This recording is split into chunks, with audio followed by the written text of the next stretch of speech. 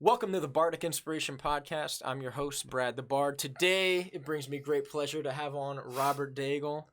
Robert was historically using leg attacks in Jiu-jitsu, and he's a pretty good fighter from my personal experience as well. And today we're presenting this podcast with Champion Sound Studios. They're letting us use this space, and we might see some of Rob's kung fu skills with the sword in a minute. So what's up? Not much. It's Degle, by the way. It's okay. Don't worry. Yeah, I've been hearing mispronunciations my entire life. So Robert Degle. So now I'm gonna have to correct other people. Yeah, I guess. I'll definitely. Yeah, Degle. Like I tell people, like beagle or eagle. That's an easy way to remember how to pronounce it. Yeah. So yeah.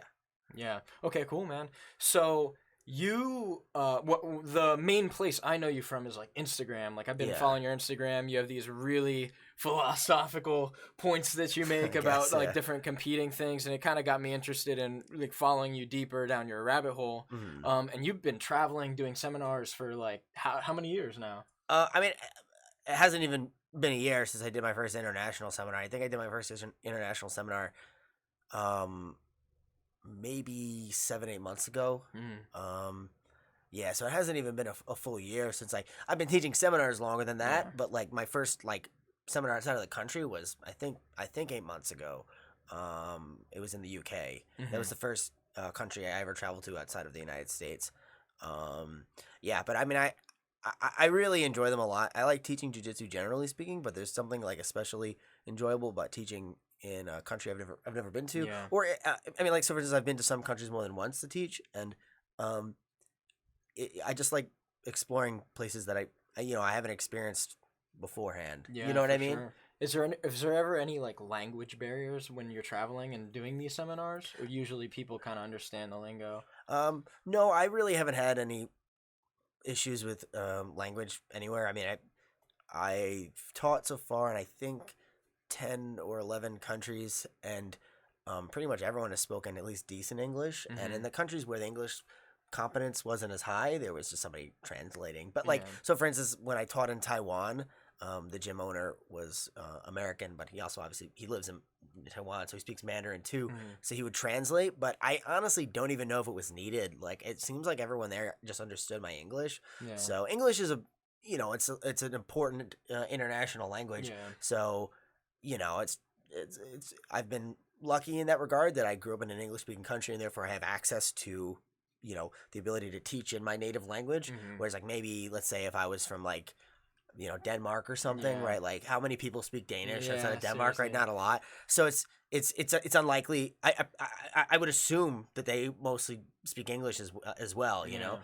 So like for instance, when I was in Germany, I took German in college, and I was pretty excited to practice my German, and I would have to like my German's not good, by the way. It's pretty terrible. It's very, very bad. But like I would have to, people would, if they once they realized my German wasn't good, they'd want to speak English with me. Oh yeah. Yeah. So I didn't really. I got a little bit of experience and practice, but yeah, and like for instance, there pretty much everyone speaks English. Yeah. So yeah, no language barrier really, and it's also like jiu-jitsu is like a very visual sport in terms of like how it's taught.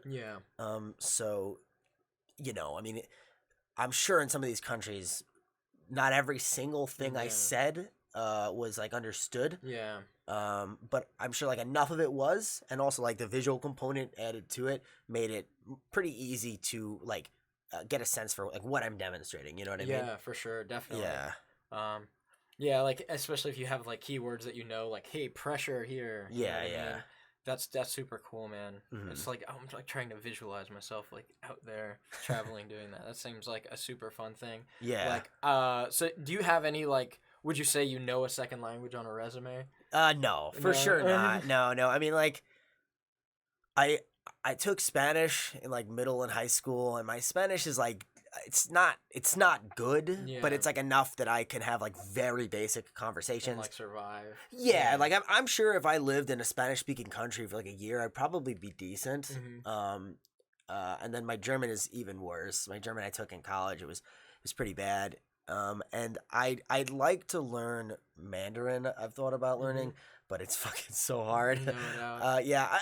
Who knows? How many characters? I have no idea. There's like yeah, because it's different. They don't have like an alphabet like we do, Yeah. right? So, for instance, like the Latin alphabet has like a set amount of characters, and you can rearrange them to create words. Whereas they have like each character represents like a specific word, right? So it's not like it's much more like difficult. Their writing system, right? Yeah. It takes a lot more like training. Like Yeah. I'm sure you could be practicing for like a fucking decade, and then like you still don't know all the characters. Yeah, Maybe you're seriously. reading the newspaper and you come across like I never seen that before. What the fuck is that? Yeah, I don't know.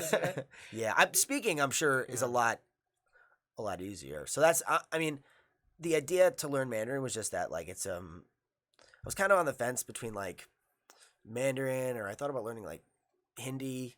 I just wanted to learn like a language that's spoken in Asia. Yeah. But like ultimately, I sided with Mandarin because there's more countries where ultimately it's more widespread, you know. So yeah, that was the deciding factor. And who knows? Maybe I'll give up in a couple months. I don't know. I mean, as if you're living there, it's kind of like you're gonna need to learn it over time. Some countries, yeah. That's pretty cool, man. Yeah. So where did you study? You said you went to college for a couple of years, and you took the German at that time. Yeah. What were you studying primarily? So I have a bachelor's degree in philosophy from Queens College, the City University of New York. My goal was at the time to go get my PhD in philosophy afterwards, and I'd been aiming to do that since I was pretty young. Yeah. I wrote like a post about it before, where I like, you know, I had access to these books in my house that my mother used to study when she was in college.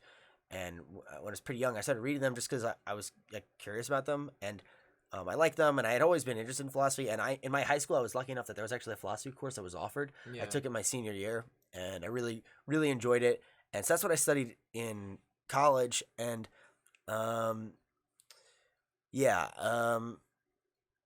you know, I liked Queens College. I thought it was a good education. Yeah, that's cool.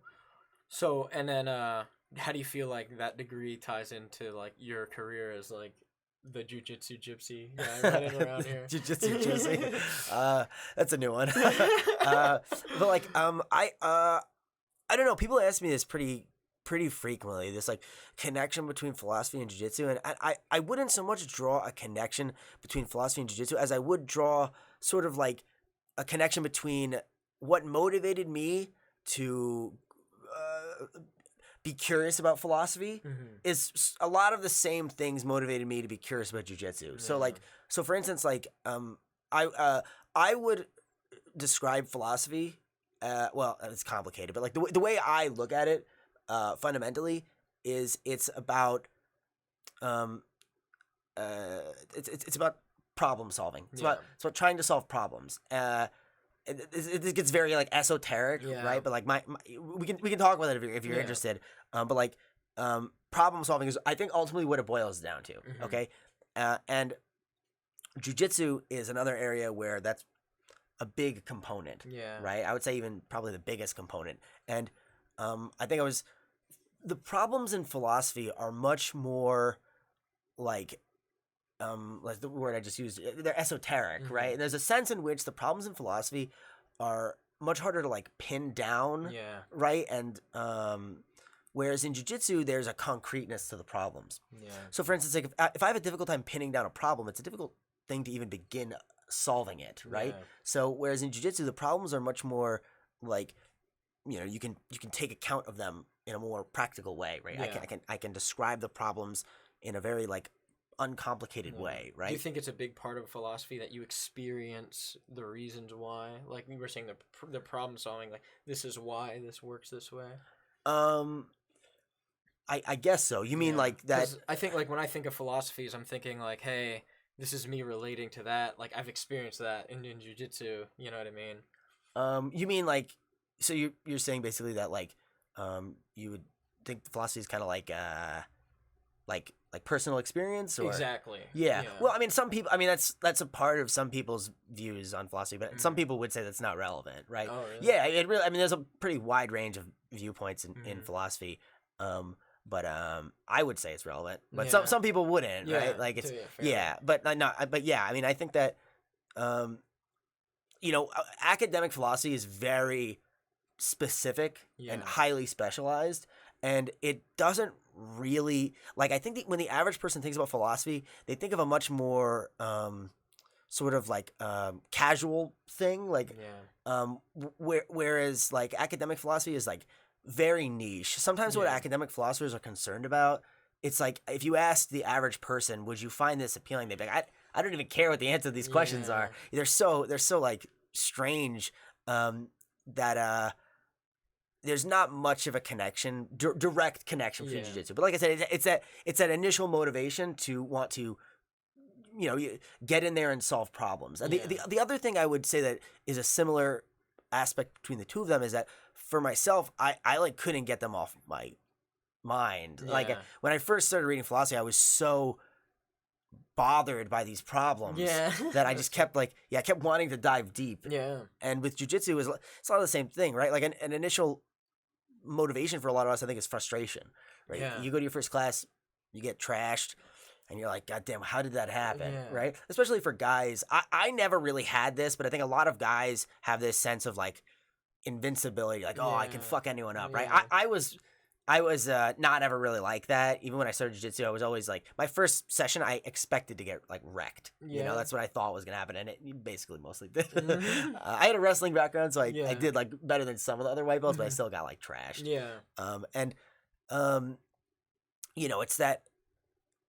It's that frustration at why am I getting trashed? Well, you gotta, and then it motivates a lot of us to sit down and figure out why, and then how do we keep this from happening in the future? You know what I mean? Exactly.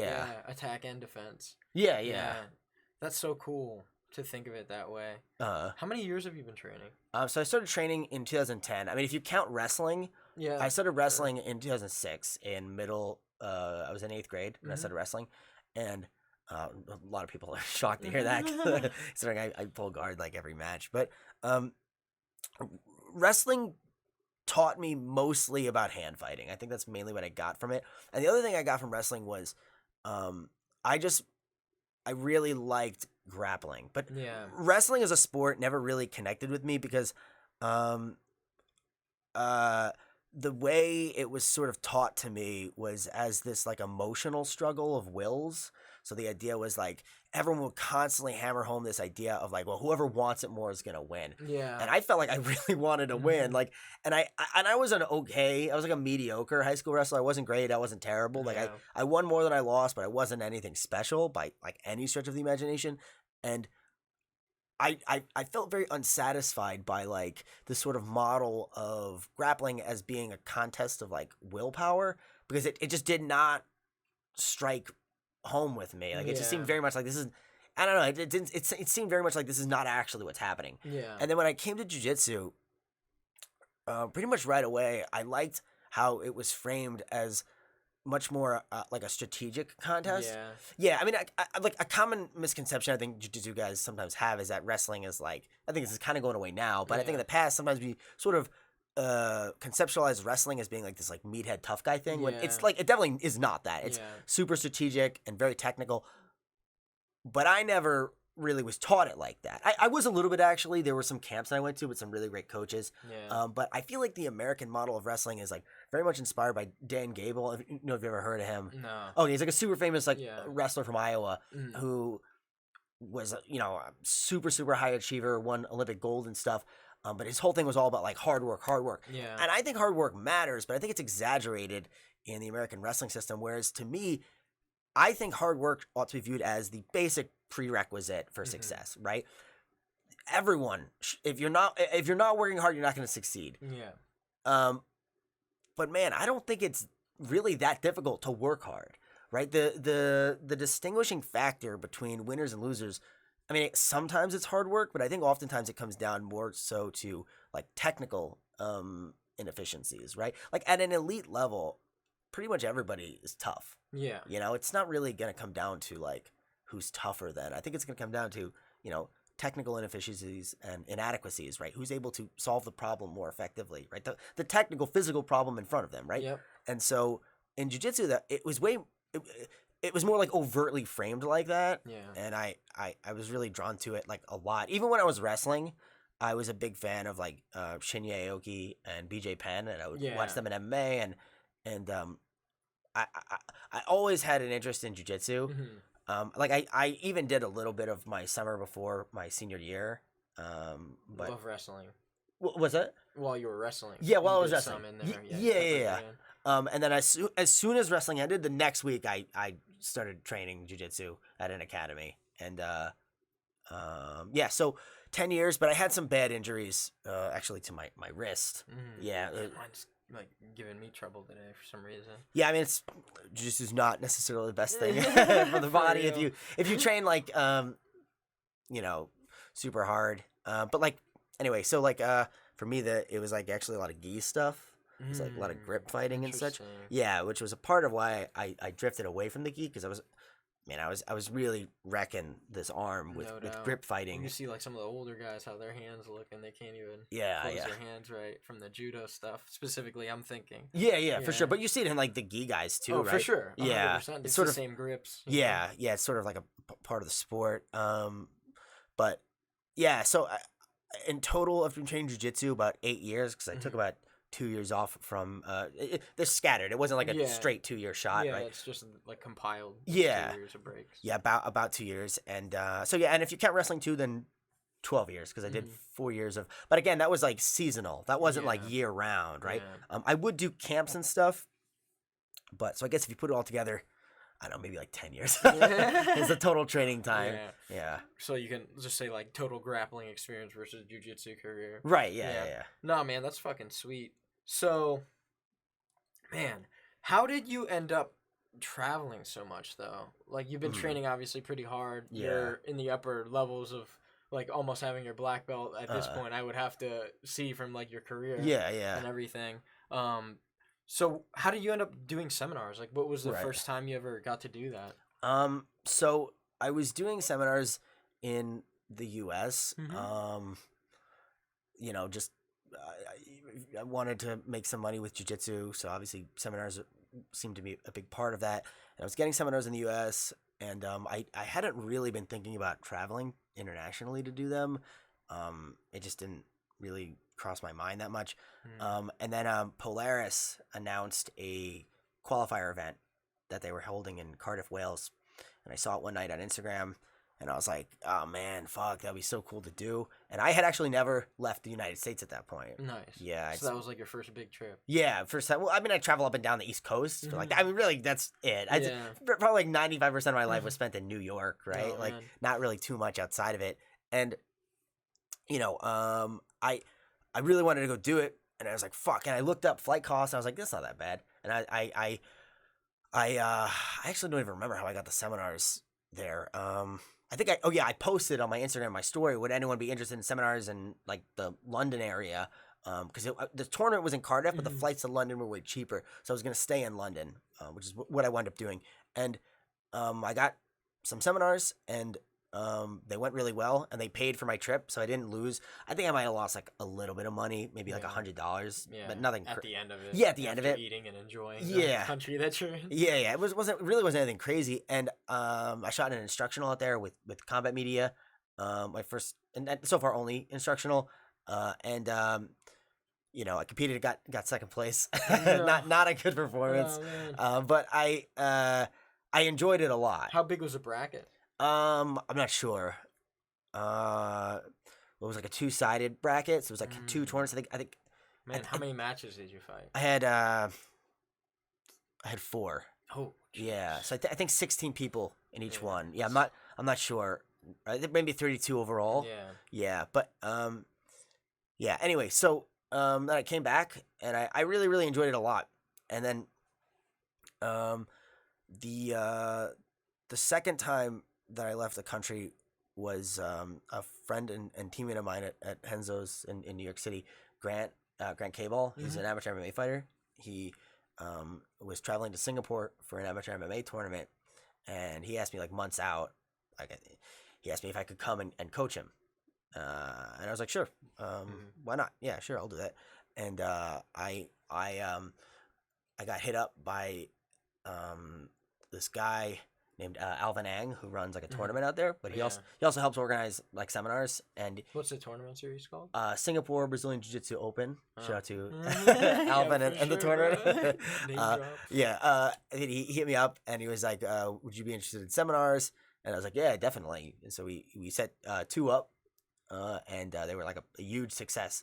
And I loved Singapore. It was really really nice. And then when I left Singapore, the first thing I wanted to do was go back to Asia. I liked it so much, and I had been scheduled at the time to go teach in India. That happened like a month prior or something. Like that's a whole different story. But anyway, so I decided, why don't I just, instead of just going to India, why don't I go to a bunch of countries? And I put out and said, who would be interested in seminars in Asia? And I got a huge response. I got honestly a much bigger response than I anticipated. Like I got such a big response that to keep the time frame realistic, I had to say no to a lot of the schools. I had to start prioritizing, okay, where do I want to go more and who's going to give me more money, so those are the 2 things. But I mostly prioritized where I wanted to go. There's some countries I really wanted to visit, and I was willing to take like a little bit less money and to go somewhere that I really wanted to, as long as I was still making money, I was okay with it. And yeah, I had an awesome time. And then I did the same thing with Europe. And then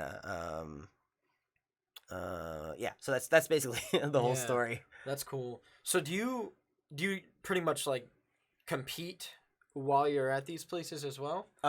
No, not always. I've only competed, well, both times I've been to the UK I've competed, but that's the only foreign country I've ever competed in. So I've competed in the United States obviously a lot, and then entirely on the East Coast, and then I've competed twice in the UK.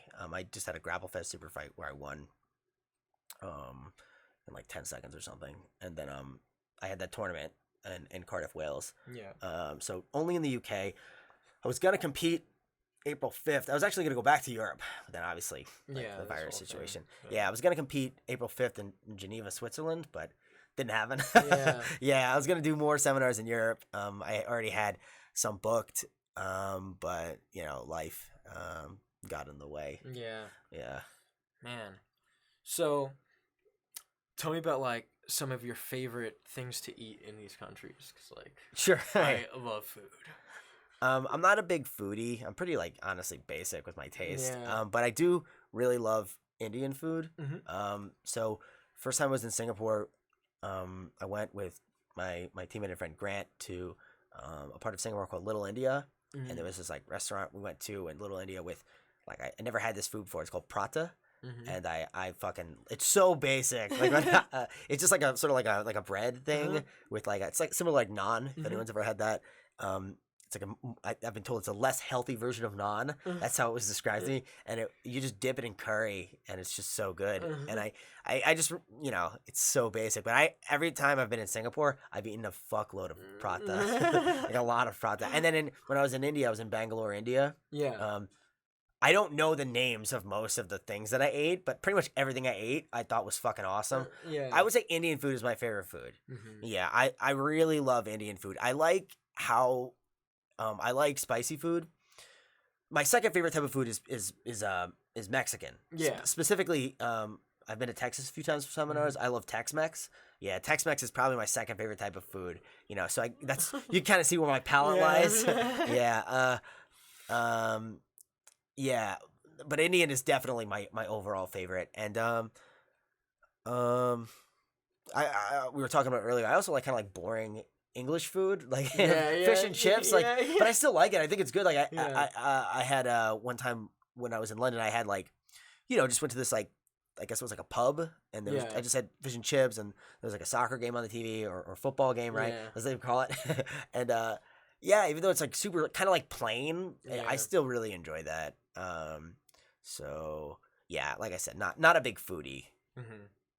That's cool though. And then you were telling me like a while back about like the potato theme park you were at. Yeah, well, I didn't go there. I just saw it on the bus. Oh yeah. Yeah, this is in Dublin. I was with my friends Max and Gary, and we were we're sitting on a bus in Dublin. Just exploring the city. And I see. But previously, Max had told me he had hyped up this brand of potato chips called Tato. it was good. Probably the best potato chips I ever had. But he was so excited to share this with me. And That's so funny. Yeah. And then I saw on the bus Tato Park. And I thought, like I said to you, earlier, I thought that this was just like a tiny little park, right? And he said it was a theme park, which I think is so funny. But it's really no different than Hershey Park here in the U.S., right? Just Hershey Park with potatoes. Yeah. Well, potato chips, right? Yeah. Oh, okay, yeah. I'm not sure. Maybe they do have the potato themed character. Yeah. Yeah, maybe they have a Mickey Mouse. It's a guy in a potato suit. I have no idea. But yeah. I mean, I really want to go back to Dublin. It was one of my favorite places I've been. I thought that the people there were just over and above, friendly, just super, super friendly, very amazing senses of humor.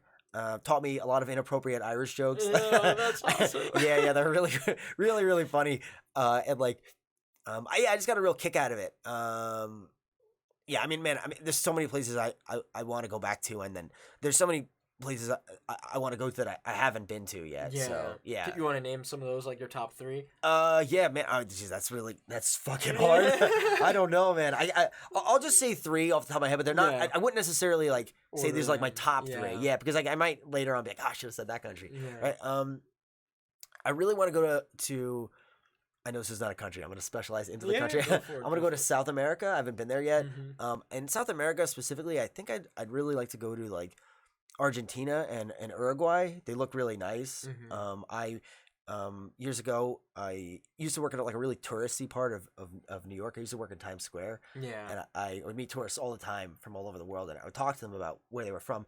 And I met this family from Argentina, and it was especially this elderly woman. She was in her 70s. Yeah. And I had a really good conversation with her about the country, and I just found it sounded so nice and so interesting, right? Yeah. So that's a place I'd really like to go to. And Uruguay is a country that's really interesting to me because I'm really interested in small obscure countries. Yeah, no doubt. Uruguay was the first country internationally to legalize marijuana. Oh, and man. so it's interesting. So it's I don't know. I mean, it's interesting in that regard. They're very open in that regard. And so I think the world's opening up to it more. yeah, dude. for sure. Yeah, without a doubt, right? Yeah. But it was interesting to see they were the first ones that did it, right? Mm-hmm. So yeah, I mean, and it really just comes down to thinking that these are places that would be. I haven't been in South America yet. Yeah. And it'd be cool to visit and experience those cultures. It's interesting you didn't say Brazil. Oh well, yeah. I mean, I don't know, but I would like to go there. I mean, it's pretty much if you literally name almost any country, I would. I want to go. Yes, there. I would. Yeah. Right? Seriously, really. For sure. Yeah, if you said to me, For different reasons. Yeah, completely. Somebody said to me about on Instagram today. Someone was like, "Would you ever do a seminar in Dagestan?" And I was like, "Fuck yeah, yeah, absolutely, yeah, of course I would." Right? But anyway, so I'd really like to go to. So I was supposed to go to mainland China on my seminar tour, but then that was back in January. I didn't go because of the virus, actually. And oh man. Yeah, so I still haven't gone to mainland China. So, and I know it's a little dicey right now with the political situation, but I still would really like to go there. I really am. I used to live in Chinatown in Manhattan on the Lower East Side, and I'm really very interested in Chinese culture. I said earlier I was thinking about learning Mandarin, right? Yeah, so hopefully you'd be interested in the culture. And the food. No, I actually don't even like Chinese food that much. Yeah, no, I mean, I guess it's as much as. So the thing is when I think Chinese food, I think of the shitty American Chinese food. But I'll tell you what, even when I was in Singapore and I was eating Chinese food in Asia, it doesn't blow me away. I like it, but I definitely prefer Indian food. I went to in Singapore they have these sort of it's there's a bunch of restaurants. Yeah. But then you get food from a bunch of different places. I'm not sure what you call it, but people in Singapore would know what I'm talking about. And then you sit down, you eat all the food that you got from maybe 5 different places, right? Yeah. And I went there with friends, and I know the Chinese food didn't really blow me away. Yeah. Sorry. No, it's all right. But that's good to know. Yeah. And now I know. Now I have to know what to look for. Well, it depends. It's gonna depend entirely on your taste, right? Mm-hmm. Yeah. But I mean, I think I would go for the Indian food over the American Chinese food. Fair enough. All day, yeah. But so yeah, I'd really like to go to mainland China, especially I was supposed to go to Shanghai. I'd like to go there. Yeah. And so another seminar I had that was canceled. This one was fairly recent. It was supposed to be a few weeks ago. was Costa Rica. Oh, I've heard nothing but good things. It looks really, really nice. And yeah, I was just talking to someone recently. you surf and stuff? No. No. I love the beach. Mhm. I like swimming. I'm not a surfer. I thought about learning, but I just never really invested the time. Yeah, I don't know. It just looked really, really nice. I was supposed to spend a whole week there. Mm-hmm. Yeah, and then I'll mention. I know I'm exceeding 3, but I'll mention. I'll mention one more that I haven't been to that I'd like to go to. I was reading about. I may mispronounce this. Mm-hmm. This like small country in Africa called Seychelles, and it's like a I think there's a lot of tourists from Europe that go there, and they do have jiu-jitsu there. I looked it up, and like I don't know, it's just like this tiny little country Yeah. off the coast of Is Africa. it like a safari kind of town or something? No, it's actually got a pretty high standard of living. Mhm. And it's mostly like it's. I'm speaking from very limited experience, just reading Yeah. online. It Yeah. looks like very much like a tourist-driven economy. Mm-hmm. And like I said, the standard of living, based on what I've read, seems to be pretty high. And yeah, like I said, I just I'm interested in going pretty much anywhere. So if you like, if somebody's listening to this and you live in like, I don't know, whatever random country, and you want me to come out for a seminar, like I'm almost definitely down. Yeah, really. Is the pay gonna cover the cost to get there? Yeah. Yeah. Well, no, I mean not so much that. I mean, like I do still want to make money. Yeah. Well, sure, but I'm saying Yeah. like, that might be like my threshold. Yeah. For me, like, cause I've never been there. Okay, like, fair yeah, enough. You know what I mean? Yeah, depending on where it is, like there might be some places I'm willing to go there as long as I'm not losing money. But that's a pretty limited number of places, if I'm being honest. Most places I still want to at least come out with making some money because this is what I'm doing for a living. So I want to, I've also got to think about that, right? I can't. It's like I'm not taking. These are not vacations. You know what I mean? Like I do get to see really cool stuff, and I get to, meet really interesting people. But at the end of the day, I'm there fundamentally to make a living. You know what I mean? Mm-hmm. Yeah. So, yeah, that's the boring part of it. No, Though. no. I mean, it's like it's interesting to think about that. Like, I wonder if I have a skill that could net me travel because I'm so like profoundly skilled at it. I don't know. You just gotta try. I have no idea. I never would have imagined jiu-jitsu doing this for me, and I'm being completely earnest. Like I would not have thought. I didn't start training because who the fuck does? I wasn't start training because I'm like, I want to use jiu-jitsu to travel the world, right? Never did I think that would happen, and I was even initially reluctant to make an Instagram and start marketing myself, but I had friends at Henzo's who encouraged me to do it because I'm a pretty private person in a lot of ways. Like I don't even like social media that much, but I realized the power of it. It's if you're able to effectively, sort of like broadcast yourself. It's very much, a way in which you can gain an audience and in turn, turn what you like to do into a way to make a living. So yeah, I mean, I obviously don't regret pursuing it. Yeah, for sure. So yeah, would you say that like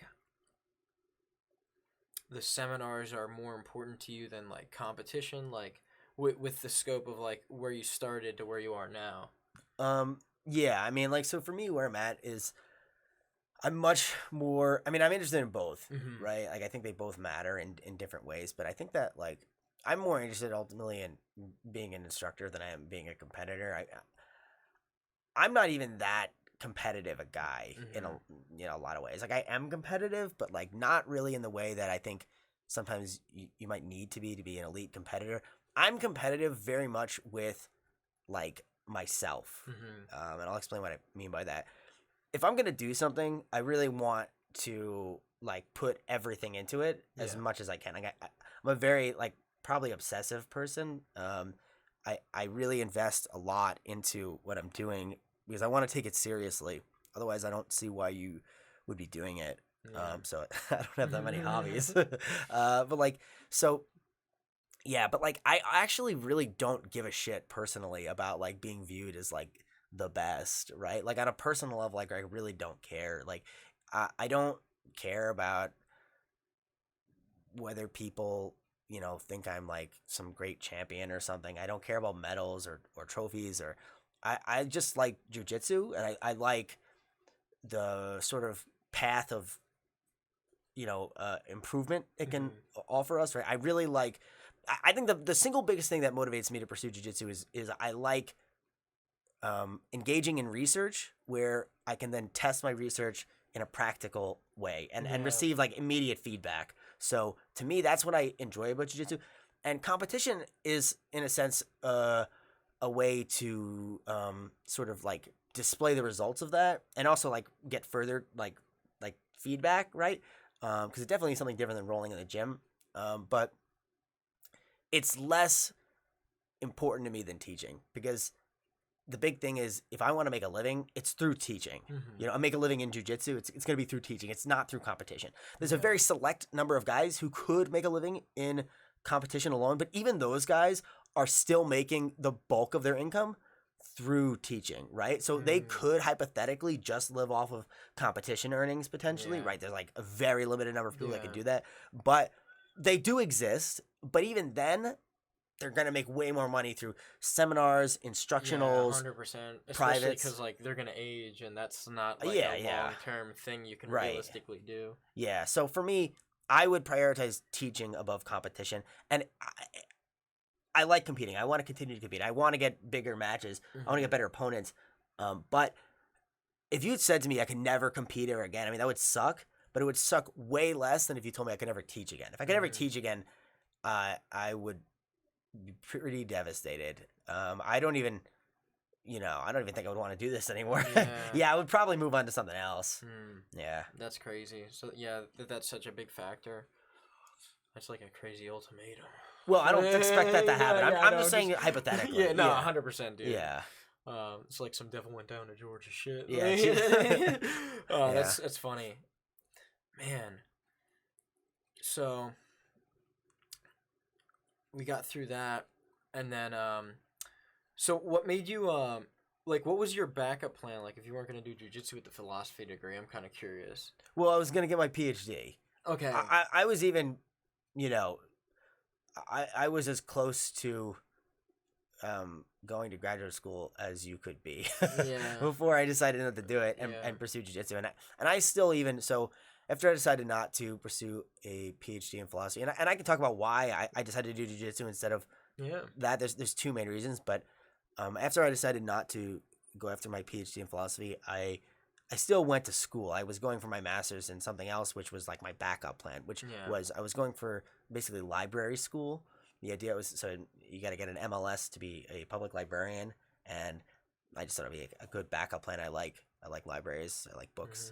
I like research, as I talked about, right? So then like it would follow most of the time that you like books from that. And so, that was my backup plan. But I stopped. That was again at Queens College. They have a library school there, and I stopped doing that when I was just making more money through teaching. That I didn't really feel like I needed to have the backup plan, and I still could go back to Queens and finish my library degree, but I don't plan on it. But do you want to hear about why I switched? Please. Yeah. I want to know like what was, because obviously that was like a tip of the iceberg moment. You had to pick one way or the other on the slope. Yeah, for sure. Especially considering the places I wanted to go were pretty far.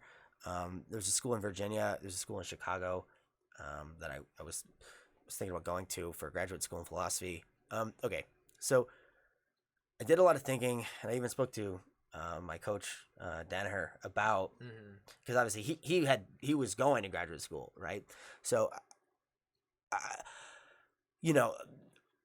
the life of an academic philosopher versus what kind of a life I could potentially have as a jiu-jitsu instructor. Okay, so like basically in academic philosophy, the jobs are very like sporadic. Where I wanted to live was like, I wanted to stay in New York so I could train at Henzo's.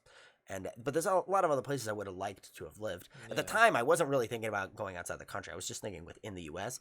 But I knew I didn't want to live in like let's say you get a PhD in philosophy. The jobs are so hard to find that you kind of have to accept almost anything you can get. And even then, you're going to be adjuncting for a while until tenure track positions in philosophy are very, very fucking hard to get. Yeah, no doubt. I bet you're like really competitive because the guy that's in it's like I don't have a lateral move. Yeah. Well, it's like if you have tenure, you're not getting kicked out. It's for when someone retires. There's a new slot. Yeah. So you get like there's an oversaturation of people with PhDs who are going to apply for that now, right? So yeah, I could potentially have had to live in like the middle of nowhere that I didn't really want to live there, right? Yeah. Like, so I really didn't want to have to do that. And, the other thing was also that I had been emailing professors who were, who was writing I had respected and who wrote about the topics that I was interested in and the sort of thinkers that I was interested in.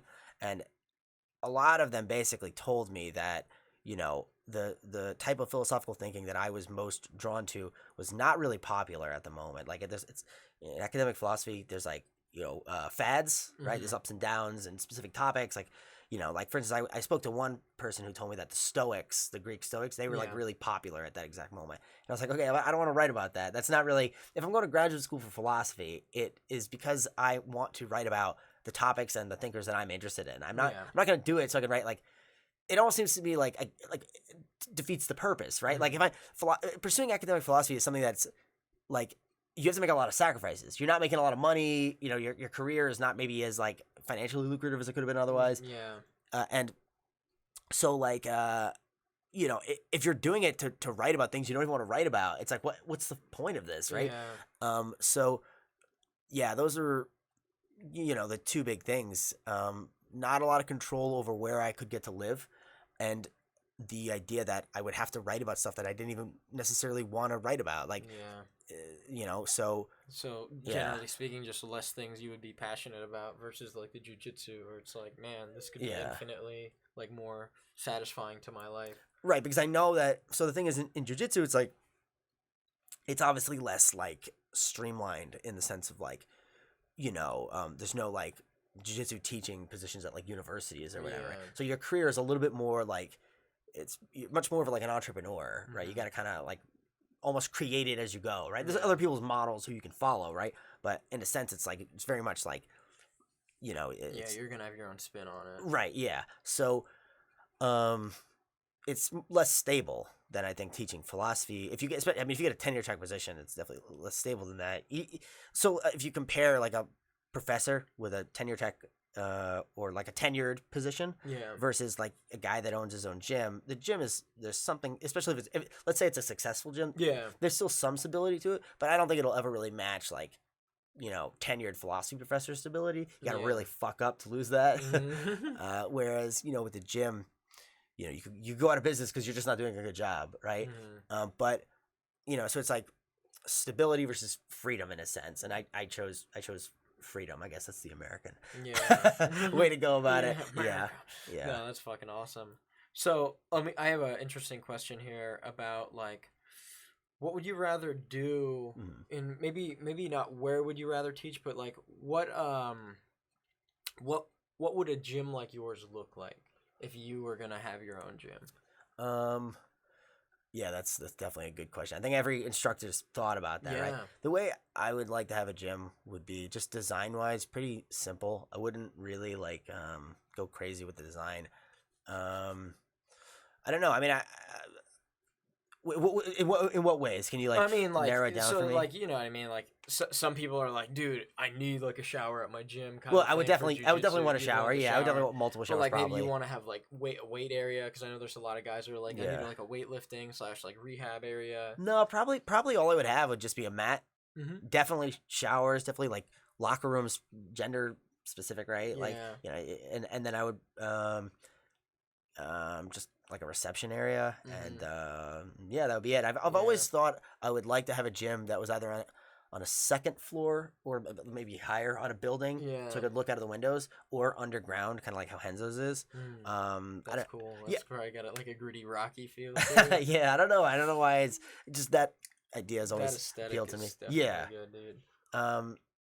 That's, and I just keep it very like plain design wise. Like I've thought maybe about like I think black mats look nice. Yeah, I would keep it pretty basic. Just focus on the jiu-jitsu. Yeah. I'm a pretty minimalist person. Mhm. I think for me, I think people live in a variety of ways, but for me, Yeah. the lifestyle that I found best suited is like more of a minimalist one. Yeah. As you can tell, I'm not like a fashionable Yeah, dresser. dude, same. Like, actually, these are fashionable, but my girlfriend got me them. Everything else is like Nintendo, like Okay, yeah, 1980 yeah. shirt from the 80s. Right, yeah. No, that's funny, man. That's really cool. So, that's dope. Do you think it's realistic for you to open like up your own academy like while you're traveling? Do you think like you have more demand in these different areas than like the US per se? I'm not even at that stage. I'm not Mm. even at that stage. I'm not even thinking about that. That's so far off Yeah. from now. You know, I was I signed a contract to teach at Evolve MMA in Singapore, Mhm. and that's still what I'm supposed to be there now, if not for the Yeah. virus. That's still what I want to do. So I'm not really thinking beyond that. I want to go there. I want to teach. I want to do a good job. That's awesome. How long's the contract? Like you have to live there for like a year or something? It's not like time based. It's just like Oh. I'll be employed, and however, let's say I I do a good job and I like it there. I'll stay there for whoever knows how Longer, long. yeah. I have no set expectations about like how long I want to be there. I know that I like Singapore a lot, Mhm. and I know that I'm happy with the offer they gave me. Otherwise, I wouldn't have taken it. Yeah. And because I did have other offers in other places, but theirs was the one that I liked the most. Mhm. And also, I just like their gym. It's very nice. Mm. Basically, as I described the gym, it's Yeah, pretty. it's- There's this big. It's bigger. Yeah. Like if I owned my own gym, I'd want a much smaller place. But other than that, it pretty much fits all the parameters that I described. That's cool. That's not a big deal to me, like the Yeah. design, right? If they had like Yeah. crazy designs, but they still gave me a good offer, I'd still do it, Yeah, right? for But that's sure. it is like nice. The gym's fairly minimalist looking, which I like. But like, yeah. So I'm not really thinking beyond that. Who knows? We'll see how it goes. Yeah, that's great. So you're living in New York now, Yeah. and then before like this whole thing, like were you mainly like teaching at Henzo's? No, I've never taught at Henzo's. Oh, okay. No, I've taught at a few gyms Mhm. in the area, but most of my money came from seminars. Mhm. Yeah. Okay. Yeah, Yeah. that's cool. And then like most of those are like New York or not New York, but U.S. based. Like the majority of the seminars you've done. I'd say at this point now it's been like probably 50-50. Oh wow. Yeah, Jeez. probably 50% US based seminars and 50% like international Mhm. seminars, and that's probably the international seminars are probably evenly distributed between like Europe and Asia. Nice. Cool. So like, where do you think jujitsu is like more popular? Like, which countries like have bigger jujitsu communities than others, Um, or like more competitive anyway? well, I mean, there's just two different questions, right? Like Yeah. about where is it more popular and where is it more competitive. Well, it's getting popular like all over the place. Yeah. Yeah, man. Like, I mean, I taught a seminar in Bangalore, India, which India is not especially like a hot spot, at least just yet. And I think there was like 55 people there or something. Like it was Well, at the gym you were at the seminar. Yeah, it was Wow. very very packed seminar. I mean, we barely had space for Yeah, everyone. it sounds like that's a lot of people to put on some mats. Yeah, it was a fairly big size school. Mhm. But yeah, pretty much everywhere I've gone has been a lot of people. So I wouldn't be able to really say like this is where it's the Mhm. most popular. It's definitely I'm sure more popular in other places. Then you've been in that country. Yeah, but hard to say like where's it the most popular. I just know that it's growing pretty much Mhm. everywhere. I mean, I also have a biased perspective because like Yeah. if it's not popular somewhere, I'm not going there, right? Because they're not Yeah. hitting me up for seminars, right? So Yeah. I would never go there to find out. Oh, jiu-jitsu's not big here, right? So when I say it's growing everywhere, that's obviously sort of Mhm. like a biased. Yeah, definitely. Perspective, like your but- perspective. For Yeah. From where the places I've been, it's growing there, and it's a pretty wide variety of places. Sure. Mhm. So yeah, but where is it? Is it competitive? I mean, so like obviously the top areas are like obviously historically Brazil, the U.S. Especially the coasts, right? Yeah. East Coast, West Coast, and then Texas is definitely booming right now. Yeah. Of all the states in the U.S. that I've been to Texas the most for seminars. So that tells you something about the popularity of jiu-jitsu there. But after that, you've got like Australia, right? They're been pretty successful, especially considering the relative small size of their population. Yeah. And then I would say after that, Europe is coming up, especially the UK. I've been very impressed by the UK community. But Europe in general seems to me to, like, I've been there twice now. Yeah. Like, the skill level is rising. People are more interested. And then obviously, like, Asia's after that, right? Like, there are some very good Asian grapplers. Just the biggest thing holding back the Asian community is the tournament infrastructure isn't as well developed. There's not as many opportunities to compete as there would be for, like, in the United States. If you live on the East Coast, I mean, you realistically can compete every weekend. Especially in the summer, dude. Yeah, they're constant, right? In Europe, you have a fuckload too. There's just a little bit less in Asia, so you get a little bit less exposure. Who knows how that's going to play out? I think that, you know, it seems to me that it's growing basically everywhere. Like in India, they just held an ADCC India tournament that was pretty well attended. Nice. At least from the videos that I saw. We had some technical difficulties right there. So we're back on it. You were talking about, I don't even remember. Do you remember what you were saying? I was talking about, like, the skill level of, like places different you're regions. traveling. Yeah. Well, I mean, it's just you know, it's growing pretty much everywhere you go. So, yeah. Yeah, that's really cool. So, have you ever thought about doing, like, MMA? I had MMA fights. You have? Yeah. Dude, that's awesome. Back in the day. You can look them up on YouTube. That's cool. I did okay. I went 2-2. I got a submission win, a decision win, and then I got 2 decision losses. And I never really got, like, fucking destroyed in any of my fights. Yeah. I just was like, I was going for submissions, and I think judges don't really respect that too much. They don't like versus number of strikes or something. Yeah, or even top position. Right, like one of my fights, I willingly gave up top position to go back for a heel hook, and I think that lost me the round. Even though I probably came closer to finishing. I think I definitely came closer to finishing the fight. I had a triangle on the guy, but yeah. And so after my last one, I did some thinking about what I actually liked in combat sports, and I liked the grappling part. I really only did MMA because I wanted to test my jiu-jitsu, and I was like, I'm just gonna focus on jiu-jitsu. I'm not really super interested in pursuing an MMA career. Isn't it hard to do footlocks with the gloves on? It definitely, like, inhibits your ability to, like, you know, move your wrists. Especially the gloves I was wearing were like a fucking oven mitts. Yeah, these amateur gloves were very big, but it's definitely not impossible. You know, you can. Yeah, I had to grab pretty hard, but you still could do it. I don't like when I think of MMA or like UFC anyway, like, or whatever Bellator that I'm watching, like footlocks are not a common, like, thing that you see. Yeah, definitely not. That's interesting that was, like, your main focus. Yeah, I mean, so the submission win was that by a heel hook? It was a heel hook. That's crazy, man. Yeah, that's awesome. It was the first heel hook I ever got in competition. Yeah, before even jiu-jitsu. Yeah, that's crazy. So the reason why you don't see that much is that just, even today, where they're more popular, they're still not like a regular, like, and I think there's a sense behind it, you know.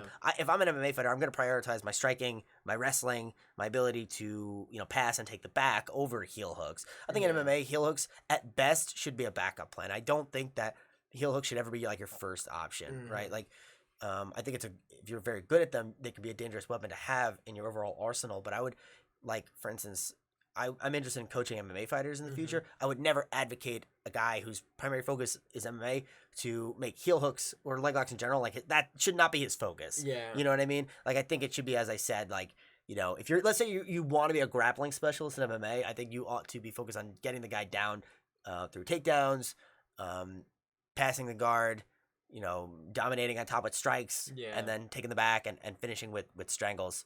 I think that's a much higher percentage approach for MMA, and even, quite frankly, oftentimes for jiu-jitsu matches too. In the Hensel school that you're at, they do MMA there? Yeah, there's an MMA team. You know, my friend Grant, like I said, he's on the MMA team there. Oh, yeah. Yeah. Okay. That's awesome. I didn't know it was all, like, tied into one building, under one roof kind of thing. That's awesome. Yeah, I mean, there's crossover too, but not like everybody crosses over. Like, you know, I don't do the MMA. Yeah. Have you ever coached MMA before? I've never, like, Grant. I cornered Grant. Yeah, that's the only time I ever cornered anybody in MMA, and I've coached people that were interested in doing MMA with like an MMA focus. So yeah. But I want to do much more of it in the future. Yeah, that's awesome. And like have you done a lot of super fights? Like, has that been your main thing, or are you mainly going after like tournaments? I've done a fair amount of super fights. I've had way more matches in tournaments because it's honestly just easier to get. Like a lot of the times, like super fights are kind of difficult to get, and the people I want to compete against sometimes don't want to compete against me, and so I'll have to take opponents I'm not as interested in, right? Like, you know, I mean, I'll pretty much compete against anybody that I'm offered, but I definitely have preference for. I'm trying to compete against better people, so I'd like to compete against somebody with like a name more so. So I'm trying to push for that now. But yeah, tournaments are great because there's also like the experience you get when you compete in tournaments. Instead of getting one match, you'll get multiple matches, right? Like I really like doing grappling industries. You can get like 5 matches in a day, and I think it's really good for your experience. You can go out there, you can test new things out. That's what I've been trying to do lately, rather than just going out there and just pursuing heel hooks, which it's going to get me better, but there's a sort of like limited return on that, right? Like I've done that a lot already, right? I want to do other things now. So like my last 2 tournaments before the quarantine happened, I was primarily focused on, getting on top, passing the guard, looking for arm bars and back controls. Yeah. I got like a back triangle, right? Even though I did get, I had 7 matches in those 2 tournaments. I still got 3 heel hooks, but 4 of them were upper body submissions. So I definitely got more upper body submissions. Yeah. So, That's interesting. I definitely got more upper body. So yeah, even though sometimes it's like one of the matches was with this really tough guy, very very skilled grappler, where like I had swept them. I'd been going for arm locks. I went for some pretty close passes. I had one arm bar in particular that man, in the moment I thought I had it, but he got out. And then when there was like a minute and a half of it, I was like, I was getting tired. I was like, fuck this. So awesome. I just heel hooked him. I just entered into the saddle and caught the heel, because I knew that at that point I was like, okay, I've tested my limits in other areas. Let me just make sure that I get the win, because that's still important. So yeah, that's awesome. So what's your fight song? Like if you were gonna do a super fight like in a couple weeks, how do you pick the right song for your walkout song? Sure. So I've walked out to like music a few times, and the one that I like the most is "Don't Stop Me Now" by Queen. Yeah, that's fucking awesome. Yeah, I love Queen. I like that's different than usually what I'd listen to right before competing. Yeah. The stuff I listen to is much like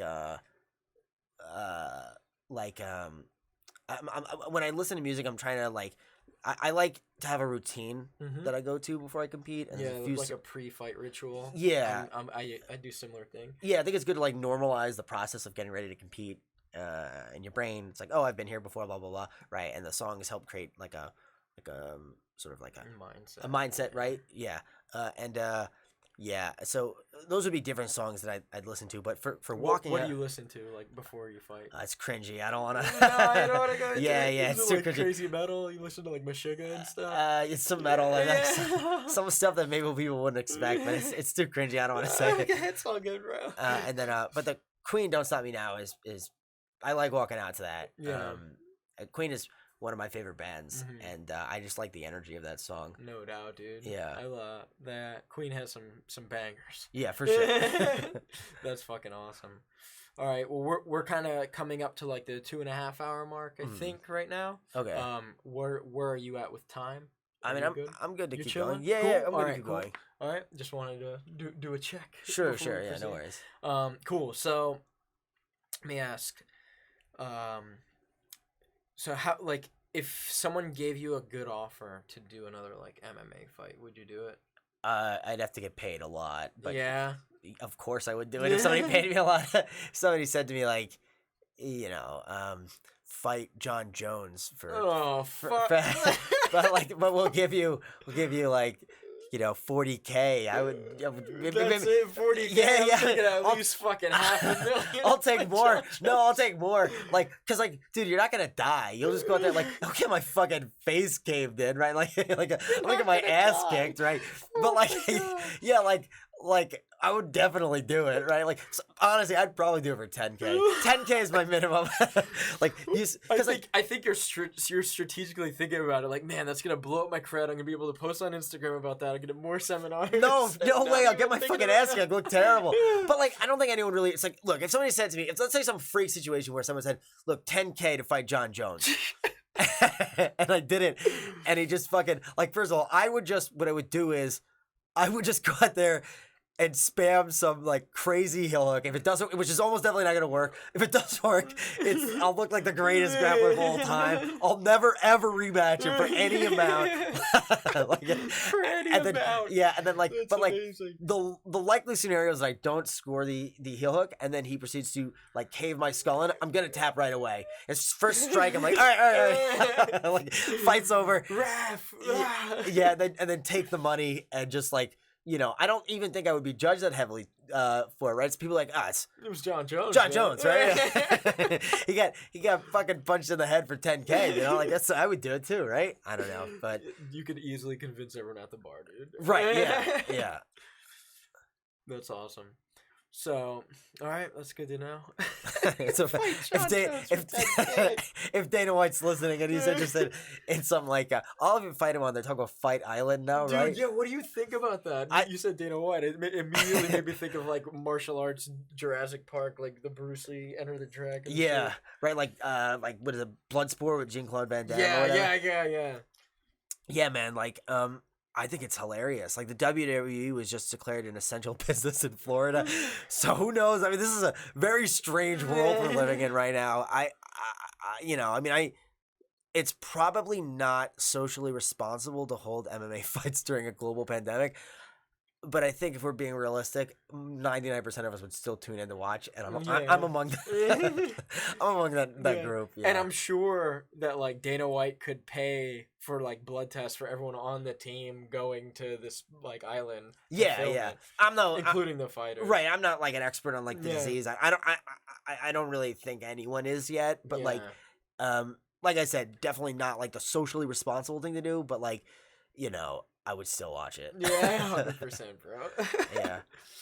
That's crazy. So, do you have any, like, sponsors now? Like, you're doing a lot of traveling, and it seems like you post on social media a lot. Like, are you sponsored? Like, what's your opinions on some of these, like, ambassador people? I mean, I don't begrudge anyone for doing anything that they have to do to make a living, so long as they're not, you know, doing, like, overtly immoral things. Mm-hmm. Like, and obviously...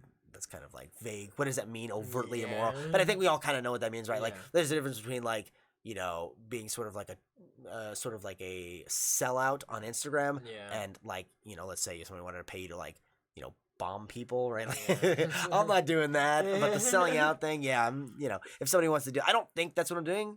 In fact, so I'll get to the second part of your question. I don't have any sponsors, so I'm super open to anyone that wants to sponsor me, of course, right? Like, but no, I don't have any. I've been approached by some people, but I didn't really like ever come to terms with them, you know, and so it's just never happened.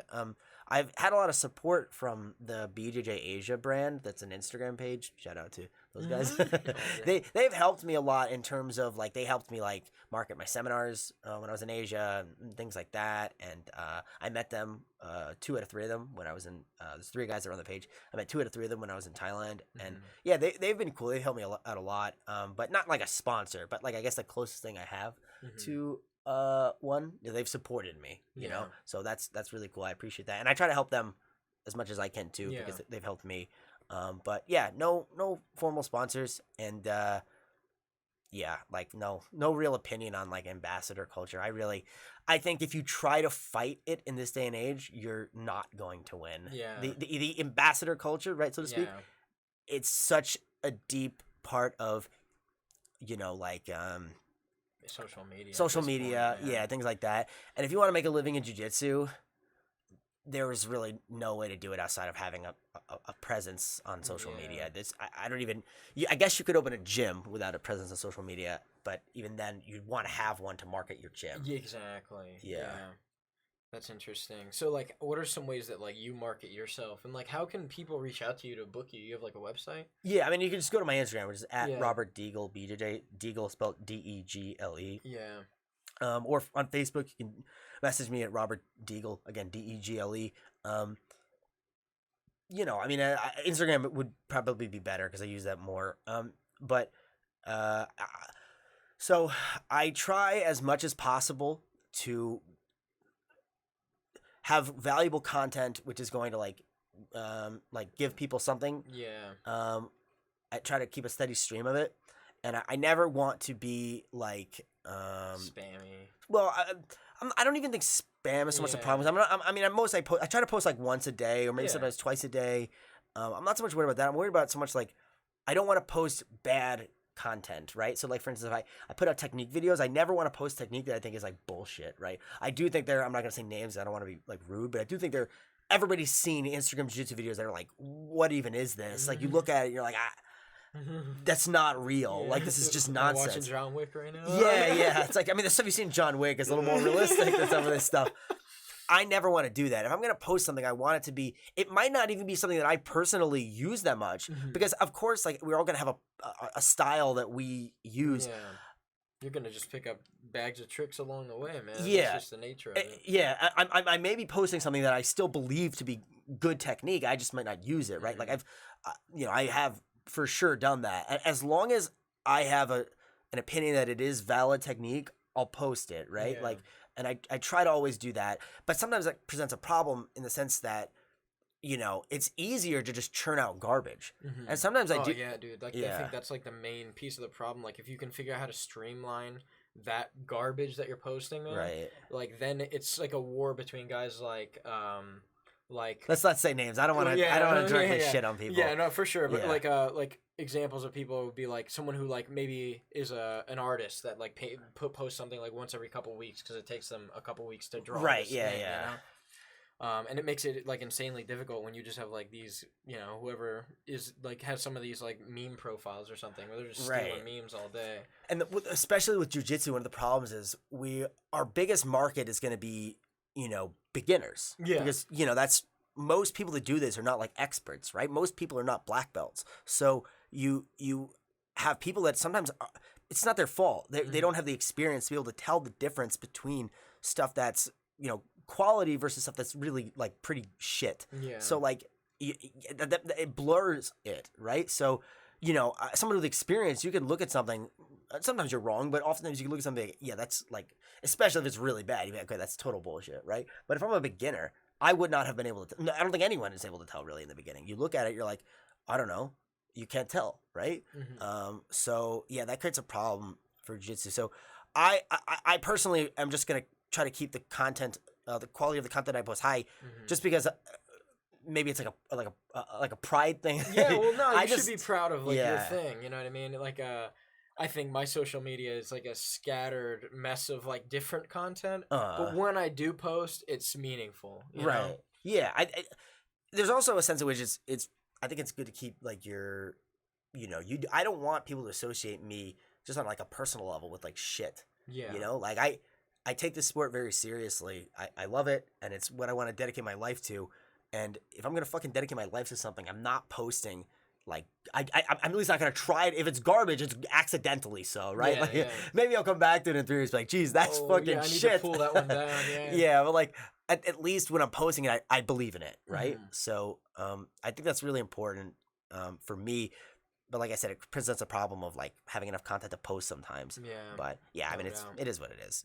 Try your best to keep a steady stream while also keeping the quality of the content high. But if you said to me your only goal is to grow big, you don't care about the quality of your content, I would honestly say just post literal dog shit techniques like every day. Yeah. just post it regardless, because like sometimes the algorithm of Instagram I think does reward quantity oftentimes over quality. Yeah. But yeah, I don't know. It's just not something I'm gonna do. Yeah, you can't beat an algorithm, man. Yeah. Man, that's cool though. So, and you said you do have your own website too? No website, just Instagram. Yeah. Okay. Yeah, that's interesting. So like everything's centered around that. Basically, yeah. I mean, a little bit on Facebook, but I barely use Facebook. If I'm being honest, I mainly just use Instagram. Yeah, you generally like try to avoid social media. Yeah, I'm not a big fan of it for my personal life. I don't even like it that much. But like I said, for there's definitely some things that I find fun about it, right? Like Yeah. I do like getting to. So for instance, I like being able to stay in touch with my friends through it, right? Yeah. Like I have friends in other countries that without social media, I definitely would not be able to communicate with them. Yeah. I guess you could call them on the phone, but Yeah, not as that's not effectively. realistic. Yeah. So yeah, so I like it for that. But the main thing for me is like the business thing. If I stopped doing jiu-jitsu, if I did something else, I would probably delete my social media. Yeah, I Yeah. believe it. Do you think like social media as a problem is bigger in the U.S. than like other countries that you've been to? I have no idea. No? I have no idea. Yeah. It's like the culture over there, like in their phone while they're having dinner. I don't know. I'm not an expert on that. No, I have man, no idea. I mean, I would guess it's probably the same pretty much Mhm. anywhere. I don't think. Obviously, there are big cultural differences between places, but I think the world is much we're at a point in history where things are pretty universal in a lot of places. Like you go to like fucking malls in one country, it's not really that different from another country. So it's kind of almost sad in a sense that Mhm. sometimes that certain aspects of the world are becoming more similar. I think like variety is an interesting thing. Spice of life, right? Yeah. But yeah, so my guess would be that it's not really that different. Damn. I don't know really. Yeah, Yeah. no, that's cool. It's just like you like to think that maybe some other places like have more discipline than you, like in their culture, but then you realize like we're all just humans that want that Yeah. serotonin hit when the like button gets hit. So. I think it's a personal thing. Yeah. Yes, it's definitely personal, right? Mhm.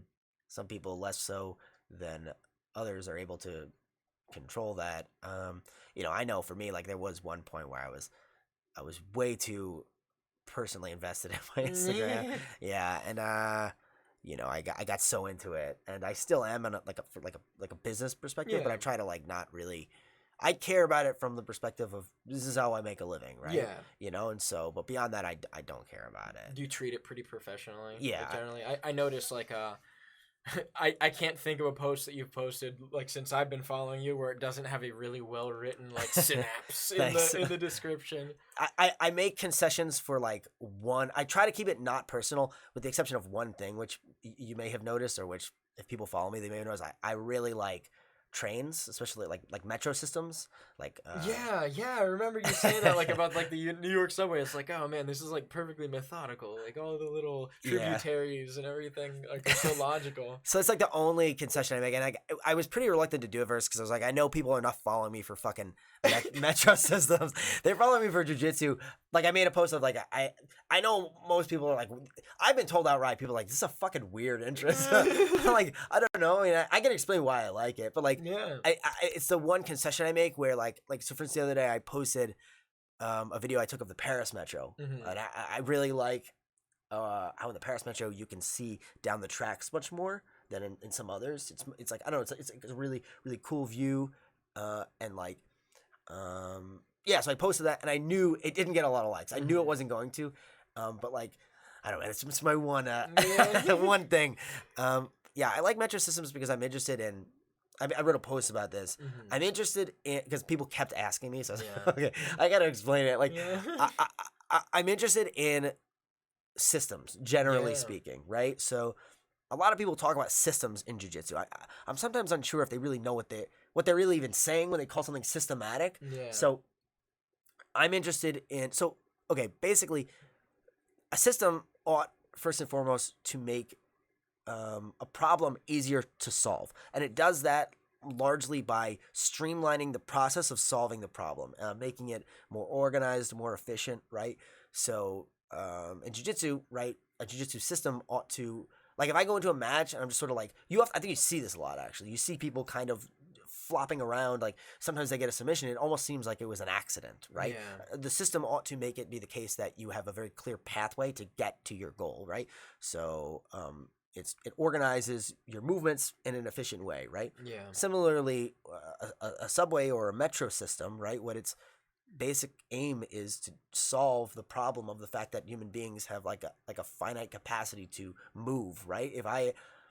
imagine if you lived in like a city like New York, right? And you're unable to imagine if there was no public transportation. You gotta I'm thinking like that's another reason like your brain's like this because like I understand what you're saying. Like and I'm thinking of it in like terms of music because like music is like you're going down the different scales and stuff. But I'm like he lives in New York. Like every day he's on the subway looking at this stuff. Well, I live on Long Island, so I don't live in the boroughs. Yeah, okay. Yeah, but regardless, I still have used the train my entire life because I live right by the Long Island Railroad, and I go to school in Queens, and so I've been taking the train my whole life. Still. Yeah. But like, it's still like on my mind. But like, so anyway, and I've lived in Manhattan too in the past. But like, anyway, you know, for instance, if I wanted to walk from like Manhattan to like, especially let's say where I'm from on Long Island, right? And it's gonna take you like probably days. I don't even know. I never did that, right?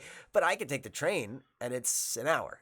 You know, it's not. I can go from where I live like I can walk 5 minutes to the train. I take that to Penn Station. I walk to Henzo's, and I'm right there. Right, it's a 3-minute walk from Penn Station to Henzo's. So it's much easier, much more streamlined process. So like, yeah, and I did grow up also taking the train a lot in the city, like going to the museums and stuff. So I've always really respected the ability of metro systems to solve this problem of like human movement, and it sounds like really dumb, but like I don't know, like why does anyone have like interests? It's just like I'm really enamored with the ability to solve this problem in this way, and like I just like looking at the design of metro systems, and like I'm not like an expert on it. This is like I said earlier, I don't have a lot of hobbies. You're an aficionado. Yeah, this is like but like. So this is like one of my hobbies, you know. Like I have on the wall of my room, I have like 3 metro systems. The designs are just the maps you get from within the metros themselves on my wall, right? Singapore, London's Underground, and then the Paris Metro, and yeah, they're 3 of my favorites that I've ever been on. So why are those the 3 like most beautiful systems to you? Well, I would say that they're not like the most. Okay, so why do you have the posters? They must be significant. So I don't have a New York one. Because if you ever go to the New York, it's not really. You don't really see like posters you could just take like or more maps. They're not designed to be put on walls. They're designed to be held to look at so you can see where you're going, right? But I love Singapore's a lot actually. It's called the MRT, and it's so fucking clean. Like East Asian. Singapore's in Southeast Asia, but because it's predominantly Chinese, of course, East Asian culture features very heavily there. Like East Asian culture is, or I should say, their metro systems are so fucking clean. They're like, so fucking clean. It's ridiculous. When I was in Taipei, Taiwan, like it was at that point the cleanest metro I'd ever taken. And I would put theirs on par with Singapore's. They're the 2 cleanest I've ever taken. So clean, and like very. Like you can't eat or drink on them, whereas in New York, if you told me you can't eat or drink on the train, you're like, fuck off. Shut the fuck up. But like, which keeps the litter down, right? And they're just like, Singapore's, for instance, was also very easy to like the map. It's a very easy metro to make sense of. Where some like New York's is like, it can be a little complicated at times. Now, granted, New York's is much bigger, right? So it's hard to really judge it for that, but like still, it's a feature I like of Singapore's. The London Underground. Sorry guys, in the UK. It's not one of my favorites. No, I like it still. It's a nice enough system, but I mean, like you're explaining it really well too. Like if they're interested, you're like doing it justice. Good. Like, no one is interested in this. Everyone is like, shut the fuck up and talk about mad scientist guy. Like, oh yeah, very good. One guy likes trains other than me. Yeah, but I'll just wrap up briefly that the what I like about the Paris one is I just like the look of it. I like the design. Like I like that you can like look down the tracks a lot more than some other ones, and it just looks like it looks older, and like it just looks cool to me. So that's really it. I would say my favorites that I've ever been on were probably the Singapore MRT, and I like the New York City subway system. Nice, that's dope. So, what are your other hobbies besides systems and trains? I don't know. I really don't have that many, honestly. I still like philosophy. I'll still read philosophy, especially I like Ludwig Wittgenstein a lot. Mm. If anyone has ever, I've even posted about him Yeah. like once, but it was with a jiu-jitsu picture, so it wasn't really Yeah. too out of Kinda context. tight. Yeah. So I like philosophy a lot still. Like I said, especially Wittgenstein. I'm interested in like history, anthropology, stuff like that. You listen to like history podcasts? Not really podcast too much. Maybe I should. Yeah. Dude, they're like some of my favorites. Yeah. Like there's one called Hardcore History. Dan Okay. Carlin, you know who Dan Carlin Yeah, is? of course. Yeah, Dude, yeah, like he runs that one, and like the World War I and II are the shit. Oh, okay. Yeah, Cool. and then there's another one someone showed me recently called American History Tellers. Okay. That one's super well done as Yeah. well. Yeah. Oh, okay. They go like Prohibition's one of them. Okay. And it was just interesting how they're saying like, and there's still remnants of it here, and it's like, oh Right. shit, that's real. Right. Yeah, so I'm a big fan of those. And you said you don't really listen to podcasts though at all. Not too much. I mean, I'll put on Joe Rogan sometimes. Yeah. I think everybody does. Yeah, exactly. I read a lot of books. Like I'm reading a history of India right now. I have a Chinese history book that's pretty big that I've read. That's really where I guess reading would be my next Yeah. biggest hobby.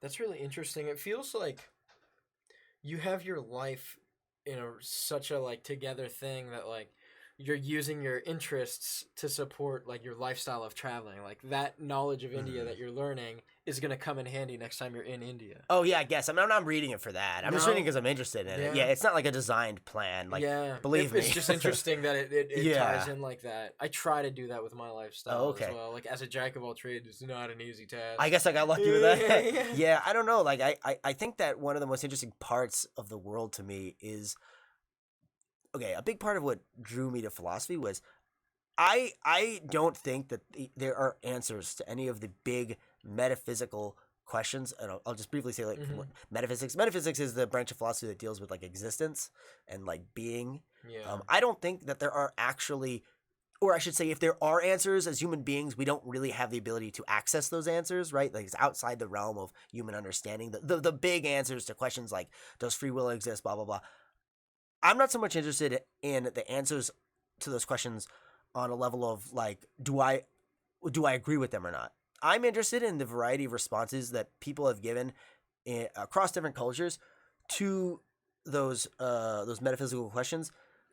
Kind of like I'd almost, when I was thinking about getting my PhD, I almost thought of myself as like I wanted to be like a philosophical anthropologist, right? Like I'm interested in the answers people give, but I'm interested more about what does that say about them rather than the answers themselves, Yeah, right? like on a timeline.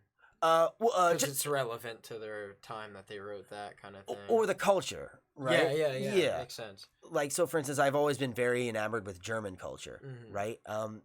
What about it like gets you hyped? So I found myself being drawn to philosophers from a German-speaking background. So Wittgenstein was Austrian, but he wrote in German.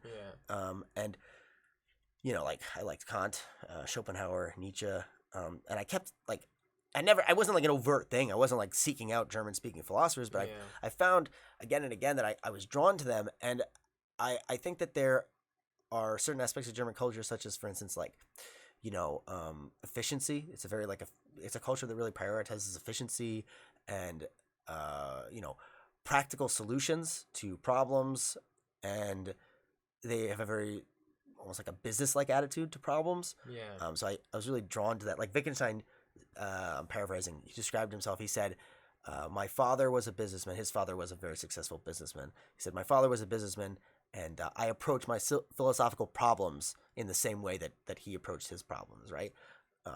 Interestingly, Wittgenstein's father moved to the United States when he was, I think, like 17, 18. Mhm. And I think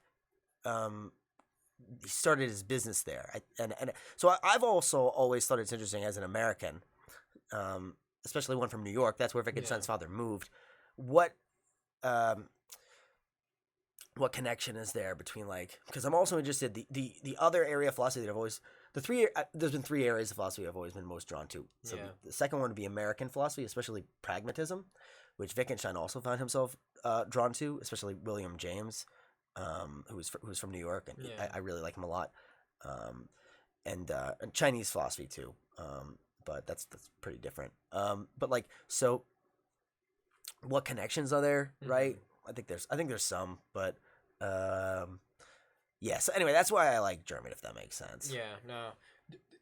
Like some people that do philosophy now that I'm like really into is like Jordan Peterson. Oh, okay, You yeah. know about him? Yeah, he's interesting. I've actually read parts of his book, like The 12 Rules for Life. Yeah, yeah. Man. I haven't gotten to yet, but Oh, okay. I've heard his like speech on it. Right. And I was like, fuck, I need this book. I actually hated him at first. Really? Yeah, I thought he was such an idiot at first. But then Why? Like, well, I'm curious, like your perspective, because obviously, like you're reading the material he read, so you have a bit way different. Well, he's a psychologist and a therapist, right? But I am actually very interested in I am interested in therapy in a conceptual way. Well, I know like he quotes Nietzsche a lot. Right? So he yeah, looks into yeah. philosophy and shit. Yeah, I mean, so briefly, I'll just say, so Wittgenstein actually once described himself as a philosophical therapist. So there's definitely a connection. I didn't like him at first because I thought he was very far-reaching with like he would make like political statements which I thought were totally out there, and I just did not agree with them. But I'll say that the more I've read about him in terms of his like views on like therapy and sort of molding a lifestyle, I've actually agreed with like probably most of them, and I think he's a pretty sharp guy. But I don't know. I like, for instance, one time he said that I don't want to misquote the guy. Yeah, like the gist. Yeah, that you got out of so it. one time he was talking about like enforced monogamy, which just struck me as like an insane idea. And then later on an interview, he said like, I meant socially enforced. I was like, why would you describe it that way? Yeah. That's the worst possible way to describe what you were saying. Like, so I think what he had meant was that a society where monogamy is the norm, which, okay, you can make an argument for that, I guess, right? Like, but like calling it enforced sounds like some weird fascist thing. And like, yeah, man, that's like the worst possible way to describe it, right? Yeah. Maybe he just wasn't thinking about it. I don't know, right? But like I said, like his he's definitely, it seems like he's like rooted with like a lot of Christian stuff, like a lot of sure, research. yeah. So I could see how he might have got like lost in the weeds in that. yeah. It's fine. I mean, ultimately, I do agree with a lot of what he says about like mental health. Yeah. I agree with a lot of that. Yeah, like he's very much, it seems, an advocate of like routine and discipline and self-control and things like that. I agree with all of those things. Like I said, I've read probably like 1/3 of the book. I skipped around. I read the chapters that looked interesting. Yeah. And and I've listened to him speak a few times on YouTube, and my opinion on him definitely changed. So yeah, at first it was just based on his political views, which I thought some of them were kind of like out there. But then in time, I definitely softened to him. Yeah. Did you ever take his personality test? No. It was interesting. I took like 2 different versions. Like I guess one was like one he endorsed, and one was like part of the thing that he's a part of. Okay, yeah. And it was interesting to see like some of like it works in percentiles. Like I would be, I'm in the like 90th percentile of like extroversion. You know what I mean? Because I'm a pretty outgoing guy. Right. But yeah, it was interesting. To look at my personality on paper like that. Okay. It didn't feel like a horoscope. You know what I mean? Okay, that's it wasn't good, like yeah. some bullshit like that feels like it's really trying to Right. be like me. That was like, oh shit, this is why I'm like that. Yeah. Yeah. I took the Myers-Briggs years ago, and I thought that it was kind of accurate. It's always hard to say, man, right? Like, so like self-deceit is a hard thing to analyze, right? Like, it's a tough thing. But yeah, I'll actually probably take the test now. I'm kind of curious to see the results, and like, the big 5 is what it's on, like openness, conscientiousness, extroversion, neuroticism, and the other one's escaping me. Okay. But yeah, I'm definitely interested. I'll probably take it. Yeah. If you hit me up later, I'll give you the link to the one I did. All right. It's free. Like some of them aren't. Okay. That's why. Yeah, I'm definitely not paying. For real. Yeah. It takes like I think mine. One of them took 15. The other one took a little longer. Okay. But yeah, they're worth like sitting there and pondering. Like, what would I do in this scenario? Okay. Yeah. Yeah, it's pretty sweet. Yeah. Man, that's super cool. Mm-hmm. You like Sam Harris and shit? He's another one that I'm like, I'm a little less interested in him than Peterson. I mean, I probably agree with Harris more politically, but I just don't find him that interesting. I think it's funny. I saw a post about him the other day. I was thinking about him a little bit. I think he's a smart guy. I don't think he's as smart as he seems to think he is. Yeah. Like I remember in his book on ethics, I forget what it's called, but he wrote that like he didn't read the relevant philosophical literature because he thought it was boring. And I'm like, dude, like, come on, man. Like, how do you expect me? Like, he's like, oh, I've solved ethics, right? How do you expect me to take what you're saying seriously as a philosopher if you're telling me that you didn't read the relevant literature because you found it fucking boring? I mean, to me, that's like I do. Okay, philosophy in an academic setting does get very niche, and so if somebody doesn't want to dive deep on everything related to it, believe me, first of all, that's impossible because there's too much out there. Yeah, so much nuance. Yeah, and second of all, and just too much shit to read. Yeah. And second of all, I mean, I get it. Like, you just don't want to spend all your fucking time doing this, right? But like, man, you gotta like. It's know the classics. Yeah, you gotta know, and I'm sure he's read a lot. Yeah. He's probably pretty well read, but it's like, you know, I have a hard time. Maybe because when I read this, I was applying to graduate schools and I was writing papers and I was like, but this is what I'm doing, right? Yeah. Like, what do you mean you think this is boring, right? But like, yeah, I don't know. I know less about his views than I do Peterson's because I've never found him that interesting. Yeah. I've actually listened to his podcast and I have enjoyed it, but Yeah. it's I fell asleep listening to it. Okay, there you go. I've done it, so it's like. It's and like it's like you said, man. Like, he's super intelligent, but man, his voice is so monotone. Yeah, I thought his kills me. Yeah, I'm like, fuck, bro. I can't be driving right now. It just wrecks me. Like, I can do like 3 hours of a Rogan podcast. His hour, like, I got an hour into his. I'm like, jeez, bro. Well, I thought his I remember he had like a back and forth with Reza Aslan a few years ago. I thought that was an interesting. I don't think it was a podcast, but it was like a. Oh, they had a debate. Yeah, I thought that debate was pretty interesting. I found myself agreeing with both of them at different times. Yeah. On different points. So I thought that was pretty interesting. Yeah, and when I was in high school, I was like a really edgy atheist. Like, yeah, and like so like, yeah, but I was more into Richard Dawkins back then. It's so embarrassing to admit that. Like, yeah, I was. You know, I think I think anyone that's like any kind of intellectual has seen Richard Dawkins debates online. Yeah. It's inevitable. You're gonna hit that YouTube rabbit hole eventually. Yeah, and I'm glad I got through that period when I was like 16, where I was like, yeah, man, Richard Dawkins is so right. Like, but yeah. That's cool. Do you think, like, with your travels, what do you think about like some of the more like spiritual beliefs? Like, I'm sure in India, that's like a big part of the culture. Yeah, I'm super interested in religion, especially, like I said, it's not so much whether I personally agree with it or not, because I think religion is actually a very nuanced topic, and not in like, I don't mean in like a politically correct, I'm not trying to offend people way. I mean in a very genuine, like, it's very. Trying to make sense of religion is much more complicated, I think, than people give it credit for. Because a lot of people, I think, view it in this, like, very sort of, like, myopic, like, is it right or not way. And, like, I don't actually think that's an interesting or productive way to look at religion. I'm less interested in, like, is it right? Like I said, does it provide answers to the big metaphysical questions in an absolute sense?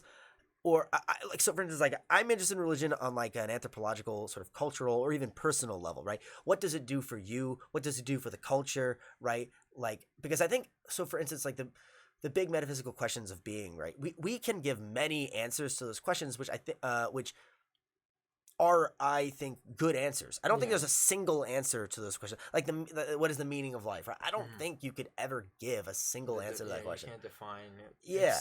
I think it's like, me personally, like, I think it's a relative thing for every living creature, but then, like, to try to answer it and try to categorize, like, all life, right? You know what I mean? Like, I am experiencing life way, way differently than a blade of grass. Yeah, kind of thing. If we're all from the same life energy, you know what I mean? Or same place anyway, same pool of goop. Whatever, primordial. Evolution. Right? Yeah. No, I mean, so I'm like I before I ever traveled outside of the U.S., I used to, you know, I would sometimes be interested in going to like I've been to Hindu temples in New Jersey. I've been to, like, Buddhist temples in New York. I've been to, like, mosques and stuff, you know, just because, I don't know, I didn't grow up with this and I'm interested in it. I'm interested in learning about it. So, like, yeah. So, if that makes sense. Yeah, no, for sure. Yeah, that's cool. So, yeah, man, like, I can only imagine, like, you've probably talked to some, like, super wise people on your travels too. Like, just I'm just thinking like relative. Like right now, I'm like, man, like I can tell you've been around and you've talked to some really intelligent people, Yeah. and you've digested it well because you're so well spoken yourself. Thanks, man. I It's appreciate like, fuck, it. dude. Yeah. I think it's more from like reading. Yeah? I've met a lot of intelligent people, but it's like I don't usually like. Generally speaking, like, I'm not super interested in like philosophical like back and forth. Powwows, Yeah. And like I know people might be surprised to hear like, oh, you went to school for philosophy? Don't you always want to talk about this? No, not that much. Like, yeah, because like it's too niche, I think. But I am interested in people's worldviews, which people would say is philosophy, but that's not really how I'm using the word. Like, I'm interested in knowing what people think about life and like that. I'm not even so much just to see whether I agree with them or not, but just, okay, I'm curious. Help you understand the culture of the people you're visiting, And that could be like a U.S. thing or like over here. Like you talk to some 10th planet guys, like, why are you this way? You know what I mean? I mean, the U.S. is interesting in its own way, too, because we don't really have a single culture, right? We have common threads. Yeah. But, like, so, for instance, like, I've been to Tennessee for seminars and Texas. That's very different than, like, I've been to Boston. You know, you're getting a very different cultural experience in these places. You know, one of the big things that unifies us is language, right? Whereas in Europe, you get to cross a border and there's new languages everywhere. In the U.S., we generally all speak English, and so that kind of unifies us. But like beyond that, and beyond like a few things, you know, I think I have more in common with someone, for instance, from London than I do with somebody from like Tennessee. You know, do you get what I mean? Yeah, 100%. Yeah. I think. Do you think? Like, what are some things that transcend borders? Like in your experience traveling, like qualities. Probably most things, I think. So one thing that has struck me a lot when I'm traveling is that, like, you know, so for instance, teaching jiu-jitsu in one place is really not that different from teaching it in another place. It's not that different, right? I would even struggle to give you significant differences, right? Yeah. It really is not that different. So like, I think if you'd want to compare places, you'd have to give like specific examples. Like, this is different than here. This is different than here. There's not like broad statements I can make about that. Do you get what I mean? No, I do definitely. Yeah. So yeah, it's very sort of like obvious. But I think the answer is just that, like, we'd have to get like more focused. Do you know what I mean? No doubt. Yeah. That's cool. But the food, like, you know which foods like you are your go-tos. I guess, yeah. I'm open to trying new things, but like is it as big like in the U.S. like we have like, you know, like you were saying, Tex-Mex or like Chinese Mexican food and like, you know, soul food, like we have our own varieties of like American food, like right. The varieties there, do you see like in like a strip mall, are you seeing like, you know, obviously maybe not Mexican but more Indian and then like for Asian sure stuff? Yeah, what 100%. It's available everywhere. Yeah. I mean, like, so for instance, like, I got McDonald's in Thailand. I got McDonald's in India. I got McDonald's in Singapore. Is it different everywhere? It is different. Yeah. That's funny. So in Singapore, they had this thing called Thai milk tea, which was fucking so good. It was, I would say, it was ice cream. It was Thai milk tea flavored ice cream, and it was so fucking good. It was $1. That's like 70 cents US. Yeah. And the jumbo cup. yeah, it was a small one. It was a soft serve. Yeah, but it was fucking good. And like in India, for instance, they don't have like cow meat. Yeah. They can't because it's like against the Hindu religion. Yeah. So it was all chicken. It was fine. Yeah. And then in Thailand, they had like ton of spicy shit, like way spicier. The menu was much broader. Mm-hmm. Yeah. So, but I'm still seeking McDonald's in all these places. Like, yeah. Or like I also had McDonald's in France. I made an Instagram story as a joke. I said only the finest Parisian cuisine. I just wanted something basic and familiar. Yeah. I just wanted a fucking burger and fries. That's crazy, man. Yeah. And like McDonald's is the only place that's doing like a burger and fries kind of thing. No, I'm sure you can get in Paris. I'm sure you can get burgers a lot of places. I know McDonald's. It's you know, maybe I'm a too basic, but like I didn't want like. Also, I wanted to know what I was getting. You know what I mean? Right? Yeah. Like I'm sure there's way better food, right? Yeah. Of course there is. But like I was walking around by myself, and I was like, "Fuck this! This is McDonald's. I'm just eating this." Like I said, I'm not a foodie. That's like one of the things that interests me a little bit less about traveling. If that makes sense. That's cool. Do you so like would you say one of the things that really motivates you to travel is like experiencing these places? Like have you gone to like when you were in like France, you said like did you go to Paris and see like the Eiffel Tower and all I that did. stuff? Yeah. I mainly I so much want to just go to the Colosseum. Like I feel like that would be like a huge like epiphany. Yeah, well, I'm sure it'd be situation. super cool. Yeah.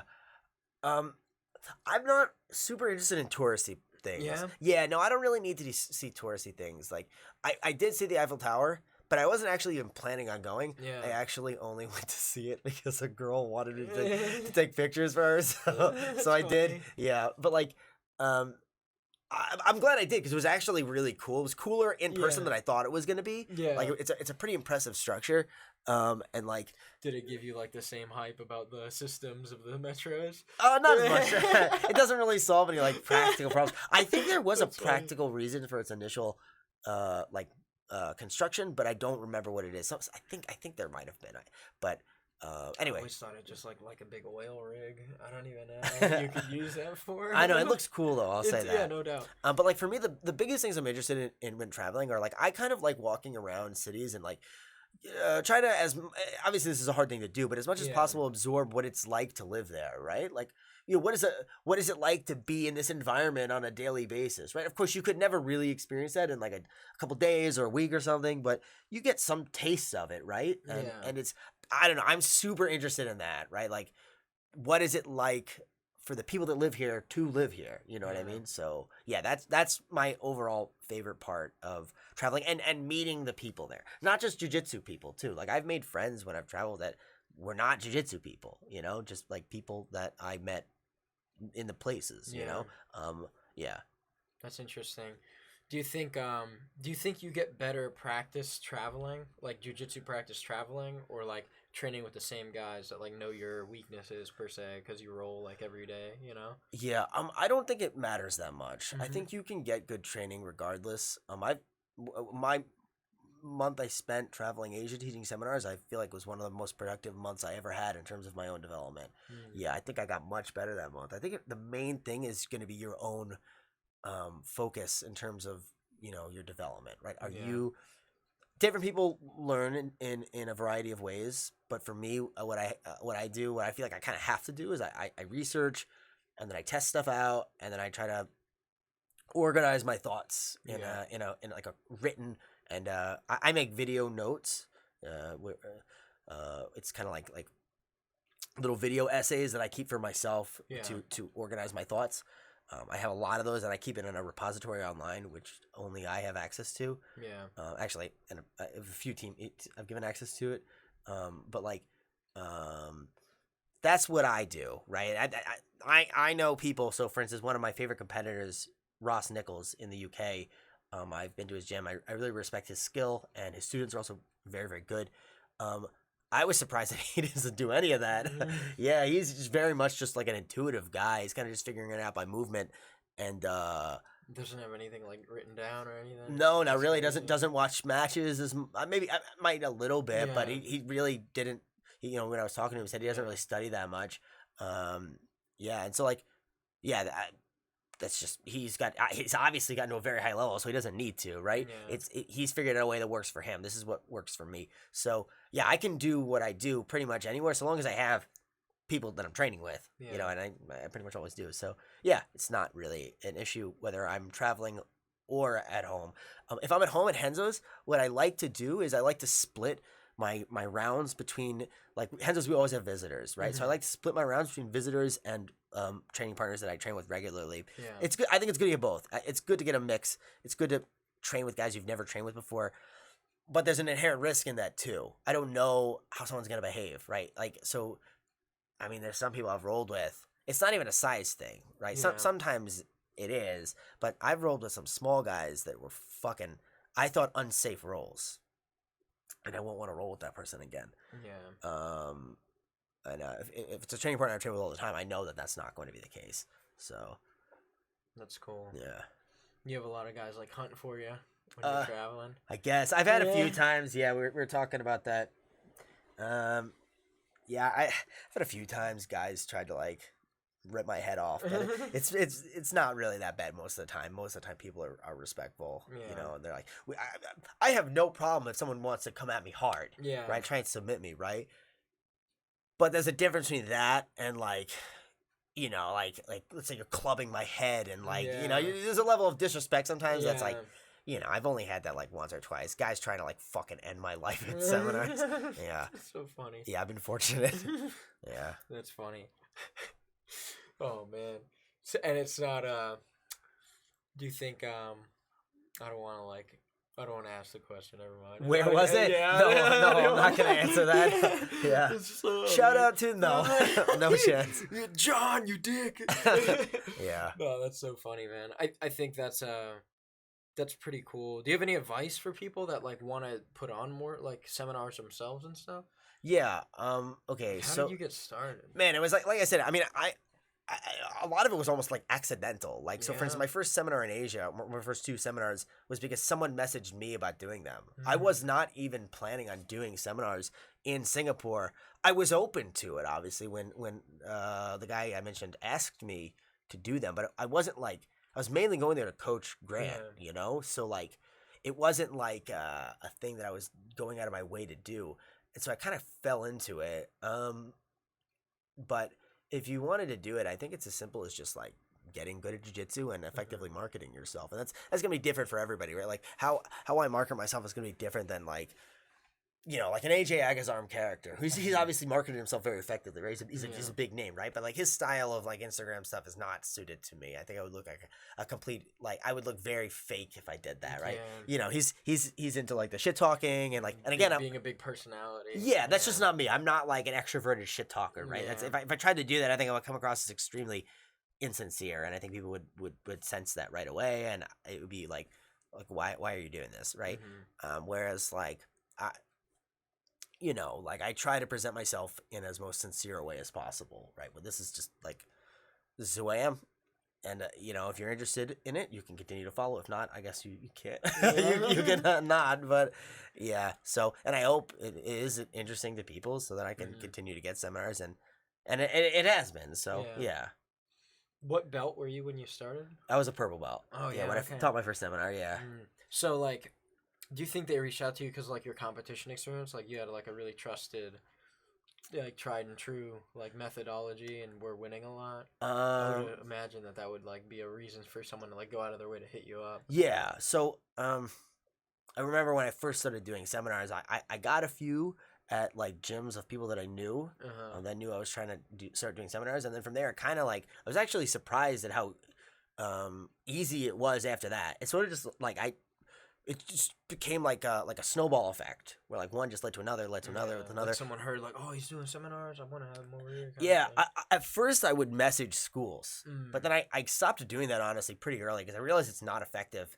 And what I just would do is I would say, hey, if anybody's interested in seminars on these dates, you can contact me, and I would almost always get contacted, and my schedule I would fill like 3 months out. So yeah, I mean, I don't know. I mean, I all I would say is just get good at jiu-jitsu and I wish I had a better answer. I feel like I'm giving a bad answer. It's just like because a lot of it was I wasn't like I feel like I don't think it's a bad answer at all. Like especially the part you were saying about especially the part you were saying about like you reaching out to gyms. Like some people would be like, oh, I don't want this guy to come in here and make my credibility look bad, kind of thing. I don't even think it's that. No, I don't think it's that. I think it's more so that like if you're reaching out to gyms, it's kind of like desperate.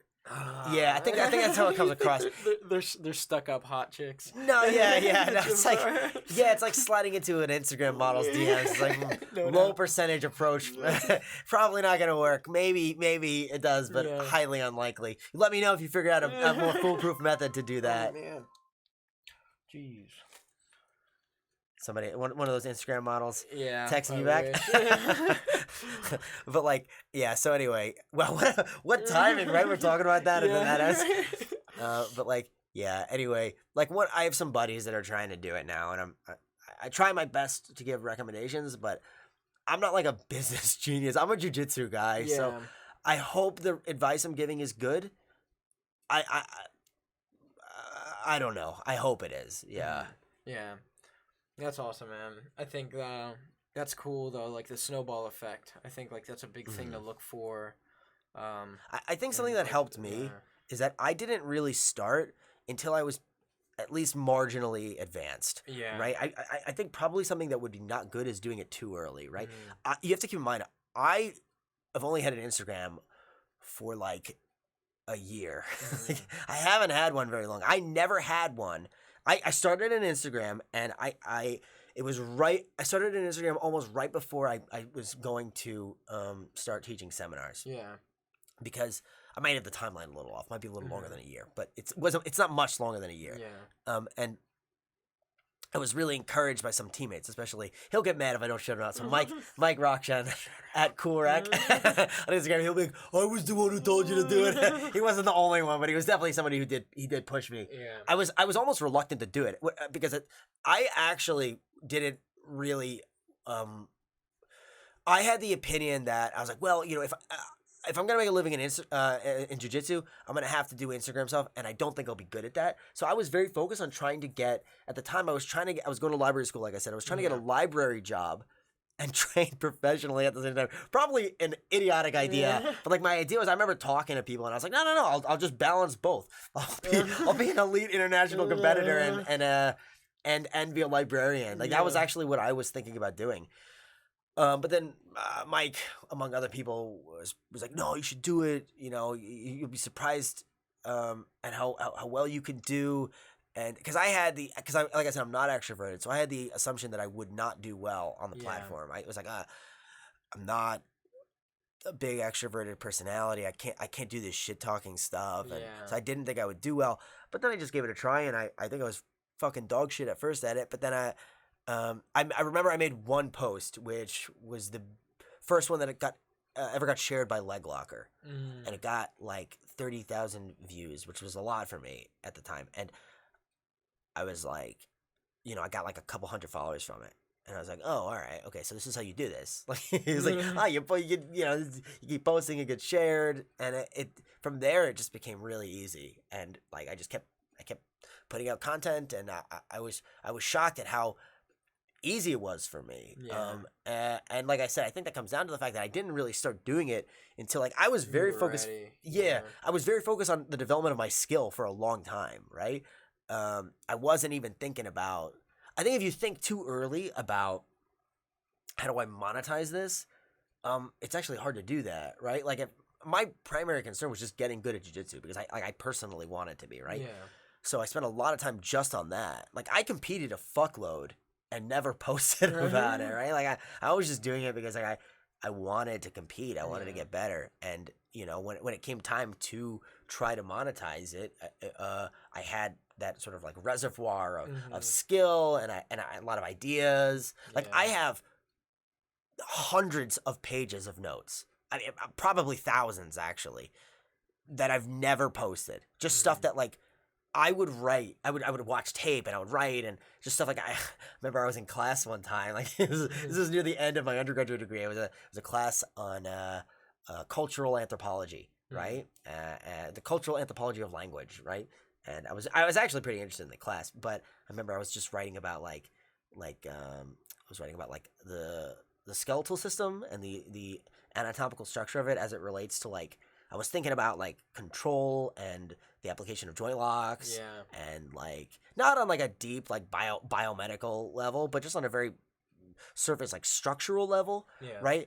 And I was more into that than the class, and so it's easy to convert those actual like the things I actually liked that stuff, and now I've literally taken some of my notes and just posted them, you know, with like a picture, you know. What do you use to like track your notes? Do you use any apps or you just like notebook in it? No, I do. I mean, I do two things. Just basic written notes, which I make. I literally write on WordPad. I don't. Not even Microsoft Word. We're talking another level of simplicity. WordPad. I hate how on Word the cursor blinks. It annoys me. Yeah, WordPad doesn't do that. So I just write on WordPad. There's not even. You ever heard of this app, man? Like I've been telling some of my friends about this. This app's called Trello. Shout out Trello. Shout out to Trello. But like I take notes. Like I have stuff from my job. Here's like my personal one. This is the podcast. I can track like who I had on. Yeah. And then like organize my thoughts like that. Like I even have And here, and you can like log in on your computer and like copy pictures in. Like this is like me okay. tracking like my own music equipment. Nice, okay. Dude, like for traveling, this is the move, bro. Definitely seems like it's got like some functionality to it, but I honestly think WordPad is fine. I use WordPad, and then I also use, like I said, video notes, which are a completely different thing. If anyone's ever seen like a video essay on YouTube, I kind of do that, but for my own use, for who's the guy? Who's the guy that makes the jiu-jitsu videos? BJJ, not Hacks. He's got the V for Vendetta mask. Oh, I don't even know, bro. You know what I'm talking about, though. Like, everybody loved his videos. I don't think he makes that many anymore. I don't know. Forget. People are going to, like, write it in the comments, I'm sure. Yeah. But kind of like those types of videos, but not as well structured, because not as, like, attractively structured, because they're really just made for me. Like, I've never posted any of these, and I'm sort of reluctant to, because I made them just for my own study. Yeah, and not for like, hey guys, it's me. This is a quality video. Yeah, It's like marketed directly at you. Yeah. They're like just because jiu-jitsu is very visual, right? If just written notes, it's hard to really capture what's important. I think about concepts, right? Yeah. It's easier to look at it, right? Yeah. So I'll take like I'll give you an example of one that I made. Right, I made a pretty long, like 30-minute video on passing for like a few athletes that were from the same team, not my team, but from the same team. And I wanted to. No, I suck at passing, but I'm trying to get better at it. Yeah. And a way that I do it is I took every single nogi match I could find of these guys, and I looked at the passing sequences, and I arranged them sort of in categories. Okay, he did this. Maybe this specific feature of the pass is what characterized it, or at least is what I think characterizes it. Yeah. And then I try to break down, okay, how do these pieces fit into the larger whole of how they're passing, and learn it if I can. Yeah. And this is a process that I engage in a lot, and